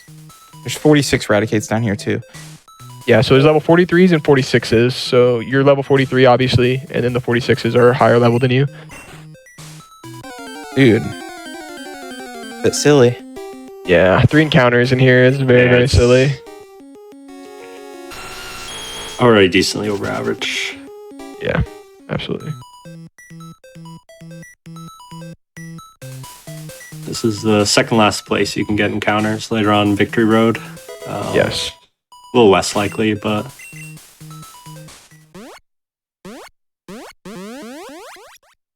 Can I tempt you with some more Pokédex donations in the meantime? Yeah, for sure. Yeah, let's go on. Awesome. So we have $37 from Trainer Blue, who says, here's another Pokédex donation for one of my favorite Generation 1 Pokemon, Vulpix. My cat and I are looking forward to absolutely making that stray run happen. Let's go! Do it. And we're doing it, y'all. $77,000 already. So let's keep pushing. We can hit that 99,000. I don't know, how fast can we hit that 80,000? Can we do it in the next few minutes? I'll be watching. I believe we can. Keep it up, guys. Follow up to that, we also have a $53 donation from Lexi Logical, who says, donating $53 for Persian because we need more cats in GDQ. Let's go, Stray. Agreed. I also agree. Cat gang.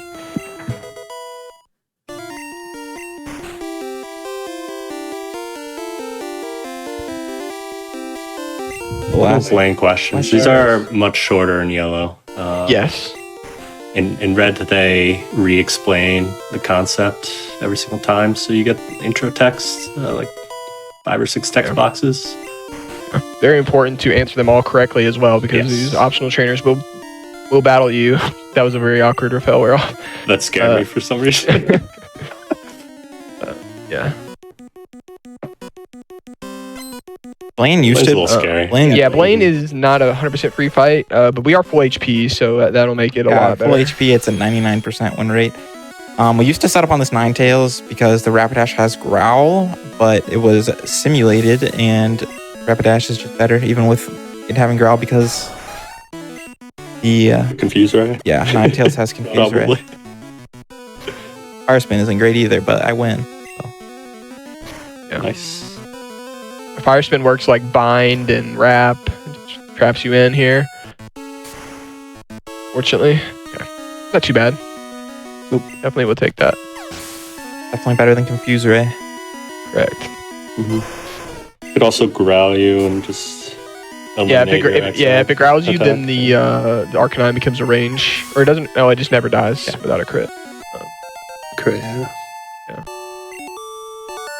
Definitely nice. Then I have to worry, which would also give the Arcanine a chance to attack you, which would just make the fight a little worse as well. If your HP's lower, that is. But with the HP he was at, he would have lived everything from the Arcanine there. Digging out once again to Celadon. Now we're gonna go to Erika. This just works out perfectly. That the Celadon is literally perfect. Big point to have. And also delaying Erika to this point makes it 100% free, right? I think that's so the reason we tried to do her a little earlier wouldn't work. The reason you fight Erika last is because Blaine gives the special badge boost. So now everything in here will just die to Ice Beam. If you do it before Blaine, then things are like ranges with Ice Beam and stuff, so it's not great.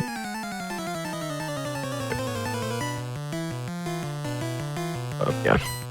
This gym is just Ice Beaming away, so if you do have any more donations, this is definitely a good time.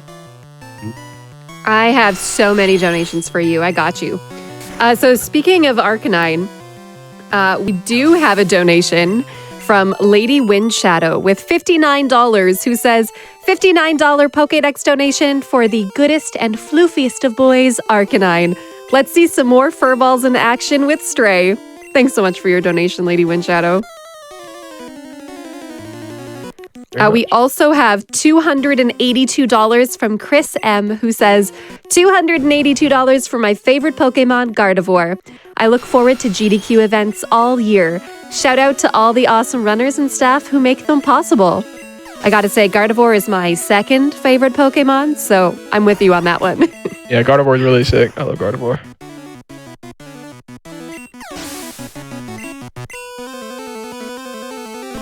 We also have a $461 donation from Klinga, who says, $461 for my favorite Pokemon, Weavile. Good luck, Poke Guy.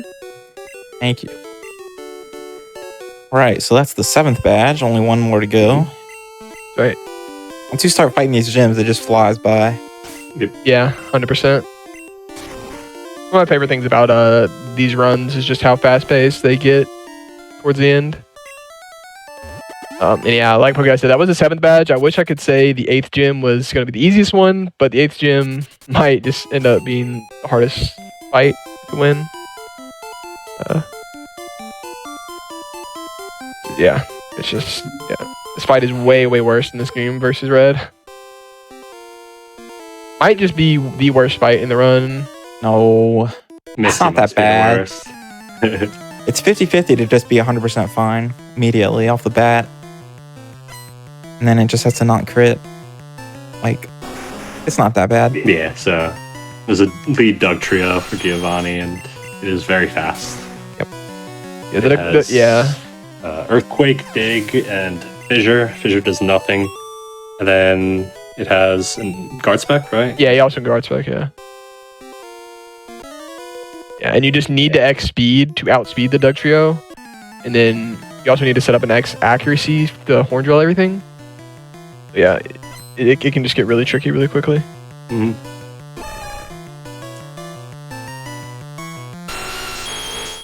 Hopefully I take HP no is damage. safe. It's perfect if I take no damage, which I did.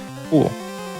This is a major reset or run ender for red and blue.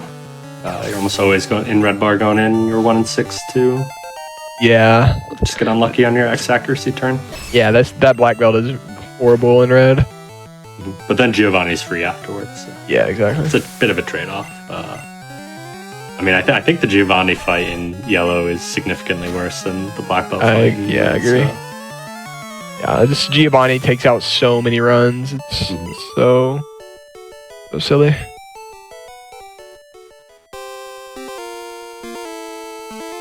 Yeah, so it's definitely a part you'd want to save for, if you're a beginner So or in a setting like this. yeah, walking out of the gym. yeah, the spinning tiles in Gen 1 are so slow that it's better to just do this and walk out of the gym to reset this guy than taking the spinning tiles.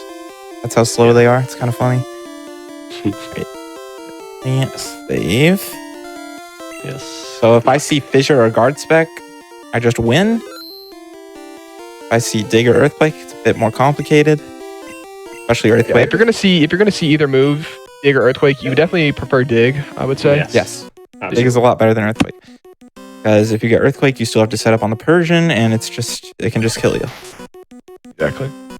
Hopefully we just see Fissure. Dig and Earthquake have the same It's a base nice little power, fissure. I would love some fissure here. Guard Spec. I win. Sweet. Nice, yeah. Very nice. Very cool. Easy Easy. peasy. Yeah, it's funny because it can just be that easy, but it can definitely go a lot worse. Now you gotta say before. That's Yeah, annoying. absolutely. That's really Fury annoying. fight, yeah, a little annoying, but Also, I think you get soft blocked on this one because the Duck Show can't take out your bird, right? Correct. Probably. That is correct. oh yeah, Yeah, that is true. you Oh my kind of goodness. need to save to finish the run in some situations. Well, if you die. Yeah. Wow. Yeah, definitely very, very nice to be past this fight, though. Definitely one you always worry about when you're doing runs. Hey, Neo King. King, see you later.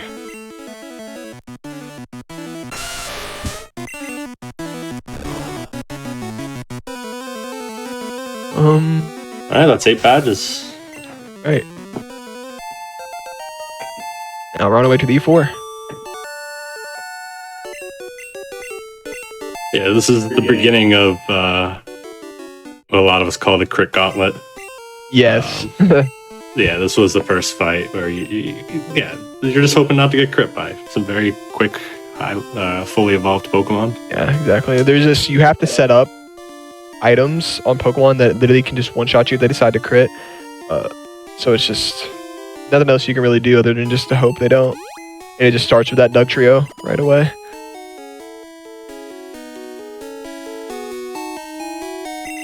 Close. Range We use the runner Carbos there. that we used earlier, and that's literally for the champion fight. Yeah. The Alakazam. And you use it there because it's the quickest way to get back up the bike. That's the only reason. Yeah. The way Gen 1 works, when you use your last item in your bag or your last item of that specific item, it puts you back to the top of the bag. So it's just really cool that you can use your Carbos, and then it puts you right on bike right after. Really, really cool. A lot of little cool optimizations like that and all over the place in Pokemon speedrunning, not just in one. Continuing. Swift is the best thing I think this can use.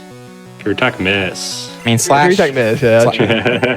Slash, The pipe dream. Slash would have given me red bar.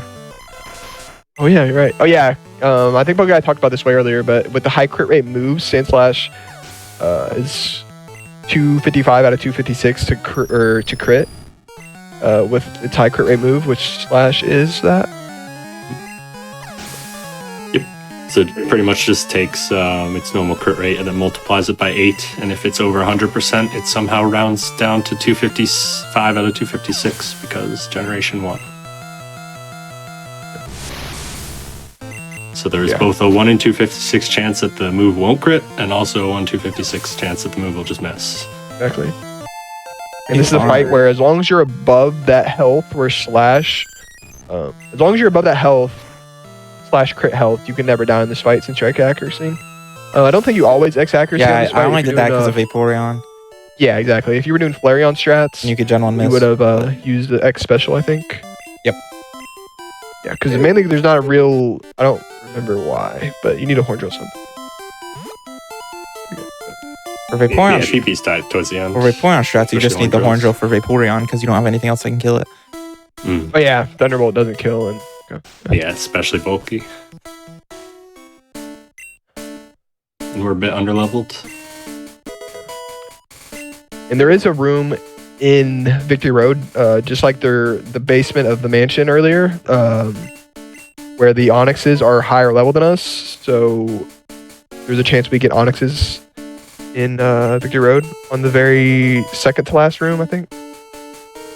But let's just hope that doesn't happen. Hopefully we just it evens out with the Eradicates we got earlier. Don't know if you need the max ether, but I would grab it if you need it. Actually, I'm going to grab it because I just realized that on Vaporeon strats, the Magneton range is 55%. So Ooh. I'm going to Good use that idea. for Horn drill champ. that. Good realization there. Yes. Not a good range. There's a bunch of movement here, so this is a one of the last good spots for donations before we get into the E4. Absolutely. And speaking of last good time to get in donations, that stray run is expected to start in just over an hour. So if you want to hit that bonus game, make sure you're getting in those donations, and especially those Pokédex donations as we get close to the end of the run. So, for example, we have $34 from Carl, who says, here's a Pokemon donation, $34 for my man, Nidoking. Growing up, I would teach it Surf, Thunderbolt, Earthquake, and Flamethrower. I'm glad to see it thrash its way in the speedrun. Shout out to my wife, who I love very much. Let's put it towards Stray. More games and more cats, please. And we're almost at $80,000, so let's keep pushing, everyone. You're doing great. We're in that final stretch, so let's see how fast we can push. Hopefully we can Final get there. chance to get those Pokédex donations in. Yeah, Poké giving us some swag boulders if anybody in chat knows about those. It's a neat visual bug where the mechanic or the dust that comes out of the boulder is actually coming out of your character. So if you Yeah. if you turn away, you'll see the dust go in the complete wrong direction.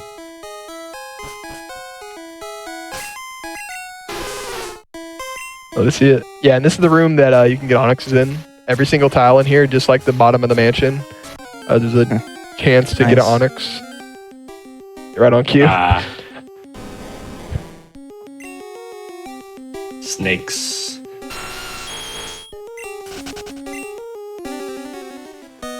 Rats. A lot of encounters this run. Indeed. Yeah, Route 1 and Mansion and out here. Moon. And as Moon. well. Oh yeah, and on the way to Surge as well. Yep. Pretty smooth otherwise, though. Like, So far. no, not being taken out. I know it's nice. But we have a very scary set of fights incoming. That's right. Yeah, so if you remember what Matt was saying earlier about the Dude, this is crazy. yeah, this is very, very silly. Jeez.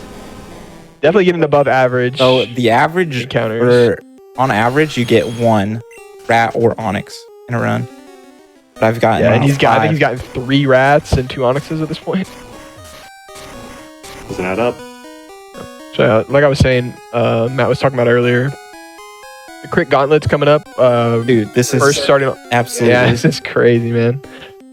Starting off with Lorelei, we are going to have to set up on the Dugong, and the Dugong is 2 and 3 to attack us, and if it crits us with either of the moves, it just kills us. So it's really, really silly.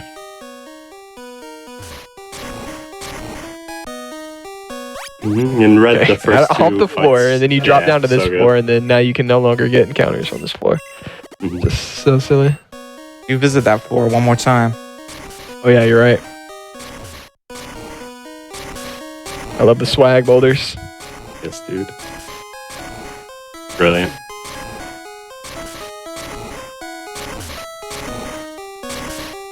That's town right there. True. Oh, doing it on the staircase. Whew. Yeah. No fear.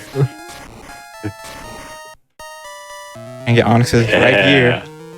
It's good stuff. But I didn't. Yeah. Finally made it. Very nice. And now on to the E4. Okay, so he'll be depositing everything. Each Pokemon takes about 8 seconds in the Hall of Fame if it's in your party. So it is worth depositing all 3. In red and yellow, you'd keep the Pidgey and you do a strategy where you sack the Pidgey turn 1, and then Lorelei is guaranteed to use rest turn 2. This is not the case in yellow, so we kind of just tank turn 1, hope it's a rest turn 1. That'd be pretty cool. As you'd imagine, rest at full health does nothing. Just get through. Find some forward stores, just a little bit extra safety to get through the end. Yeah, like Matt was saying, on turn 2 in red, it's guaranteed for this Dugong to use rest. In this game, it's very favored to use rest turn 2, I think, but not 100%. So it's an 80%. Yeah, so... And you're just a crit away from dying here, so you just have to save. Yeah, so this Dugong is approximately 1 in 3 to use Aurora Beam, 1 in 3 to use Bubble Beam, 1 in 3 to use... Rest. What's the other move? Aurora Beam? Rest. I can't remember what I said. And then it's also like 1% to use Takedown. So, did not get that. Bubble Beam is the worst move. But we're good. No speed fall. If it speed falls, you just X speed and it's 80% to rest or you're dead. Yeah, exactly. Yeah, sometimes you have to X speed if you get the speed fall, and then you have to do a little bit of different things on Agatha. But you didn't have to worry about that. Yeah, we really have that's no one of way. the fights that the crit gauntlet down. Sorry, no. We have no way of handling this fight without Horn Drill, so it is very big that we have it. Yeah, true. Thunderbolt's nowhere near KOing any of these things, so...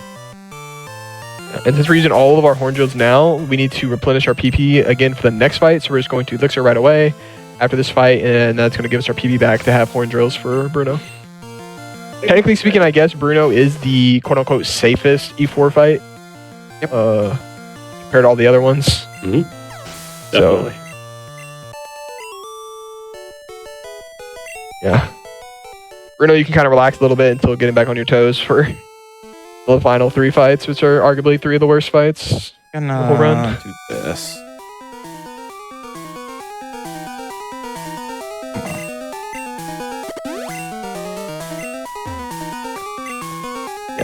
Swapped his bike for the forward restores there. You don't normally do that, but it's worth doing it because you're going to have to forward restore here later anyways, and that saves you having to scroll all the way back down to your bag, which is very slow. Mm-hmm. We're not using the bike anymore, so... Yeah, exactly. We don't need that at the top. Ice Beam this Onyx away. I'm going to set up on the Hitmonchan. I believe it has Ice Punch, Fire Punch, Thunder Punch, which does nothing, and Double Team, I think is his last move. Well, as long as this doesn't burn, good. Yeah, 10% to burn there, I believe. Even if it did burn, I'm fine. I just full restore after the fight because you don't take damage between pokes in Gen 1.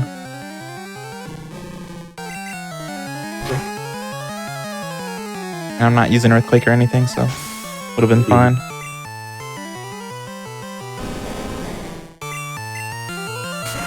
Alright, cool. This next fight. Yeah, Agatha.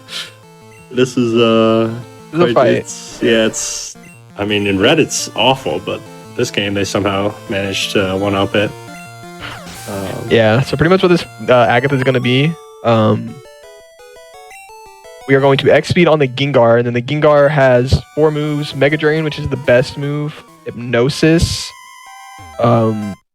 Substitute, and Confuse Ray, I believe, is the early moves. Yep. And yeah, literally the only good move it can use here is Mega Drain. All the other moves are pretty bad. It can swap to the Golbat. That's the best. Yes, that's also a thing that can happen, which would be very good right now. Ideally, we see Mega Drain and get on with our day, but we will see what happens.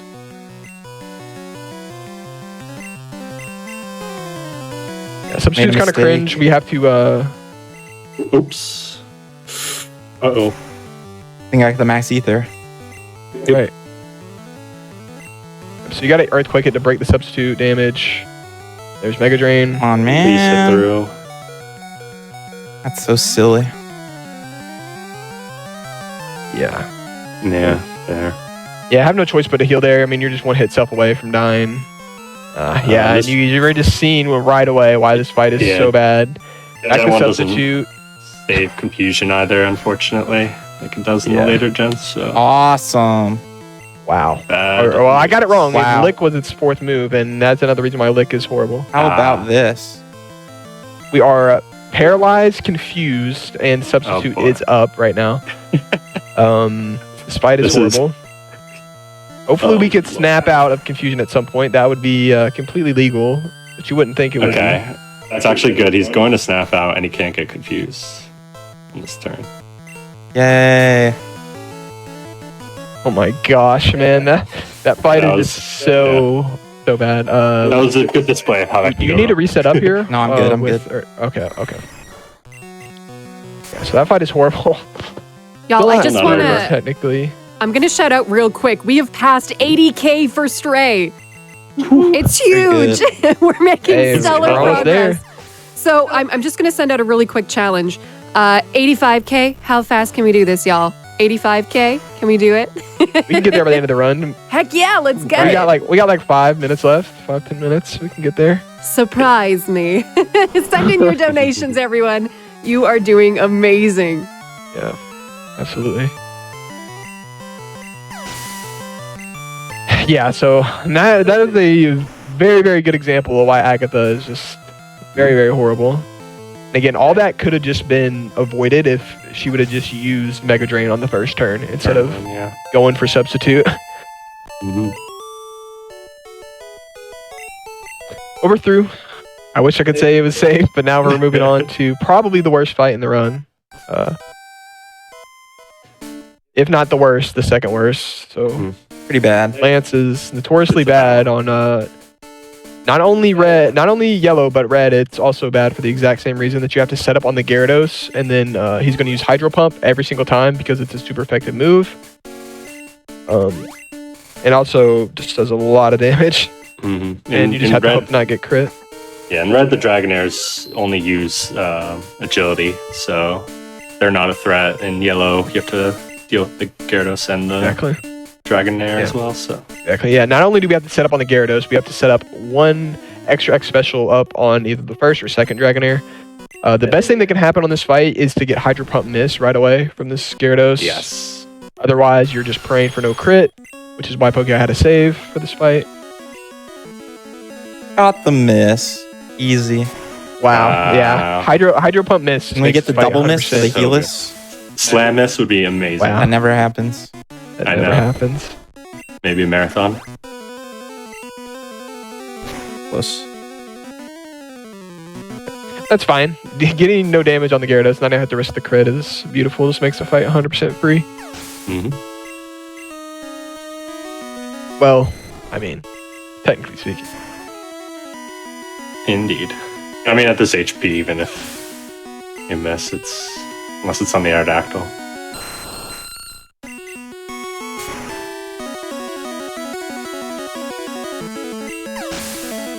And yeah, that's Lance. Just very, very free whenever Hydro Pump misses As long as there. I don't Gen 1 miss. True. We're good. You already got those out of the way earlier, don't worry. Yeah, Maybe we'll get one final one on Champ from Earthquake. that'd You be need, to pretty restore cool. you need to restore your PP here? I already don't did. know. I'm good. Okay, cool. Yeah, just health and save. And yeah, so again, this fight's Champ's completely different than Red. You have to set up on the Sand Slash, and it's always going to use Earthquake no matter what, because that's a super effective move it has against you. Yeah, you have to heal to full, so you live that Earthquake every single time. It just does a ton of damage. And again, the same exact reason why Lance is bad, Giovanni's bad, Lorelai's bad. If you're literally just 12%, 12-point-something% to die and get crit here by the Sand Slash, so Yeah, I think straight this up one's 1 and 8 to flat. just 1 and 8 to lose your run at the very, very end. All right, so this fight is actually pretty cool. So I'm going to X special, and what that does is it gives me the special, obviously, to one-shot the Sand Slash. It also gives me a defense badge boost, which helps me live Earthquake, Yes. as long as it doesn't You would not crit. live this Earthquake otherwise without the badge boost. right. And then because of the two Carbos we got, and the speed badge boost from the X special, I outspeed this Alakazam. Yep. Barely. Didn't Gen 1 miss, so I just win now. This is Vaporeon strats. Let's not forget after all. That's a good point. This is another part where I don't think Vaporeon so. versus Flareon matters. With Vaporeon strats with Pokeguy is doing right now, Epic. Champ obviously has this Ninetales, which has Quick Attack, which it does not have the Ninetales. It has Quick Attack on Flareon strats. So hopefully we just get past this. Yep. Uh-oh. Last. All right, GG. Okay, GG. Congrats, Wow. dude. Wow. Deathless, very nice. Yeah, true. Very, very nice. Getting Deathless in yellow is Very not nice. easy, so it's very, very cool that Pokemon No. got that. Yeah. Stuff. Ooh. GG's. GG. So, ideally, you don't want to be doing Vaporeon strats because you don't want to be risking Quick Attack at the very, very end, which is completely avoided with Flareon. But we defeated who, and it's over. Congrats, Pokeguy. Awesome. Hope everybody enjoyed. Yep. Time's We good. don't quite cut the time yet. We go until the end of Hall of Fame because the amount of Pokemon you have in your party changes the length of that. But as soon as it fades out, that's when we cut the time.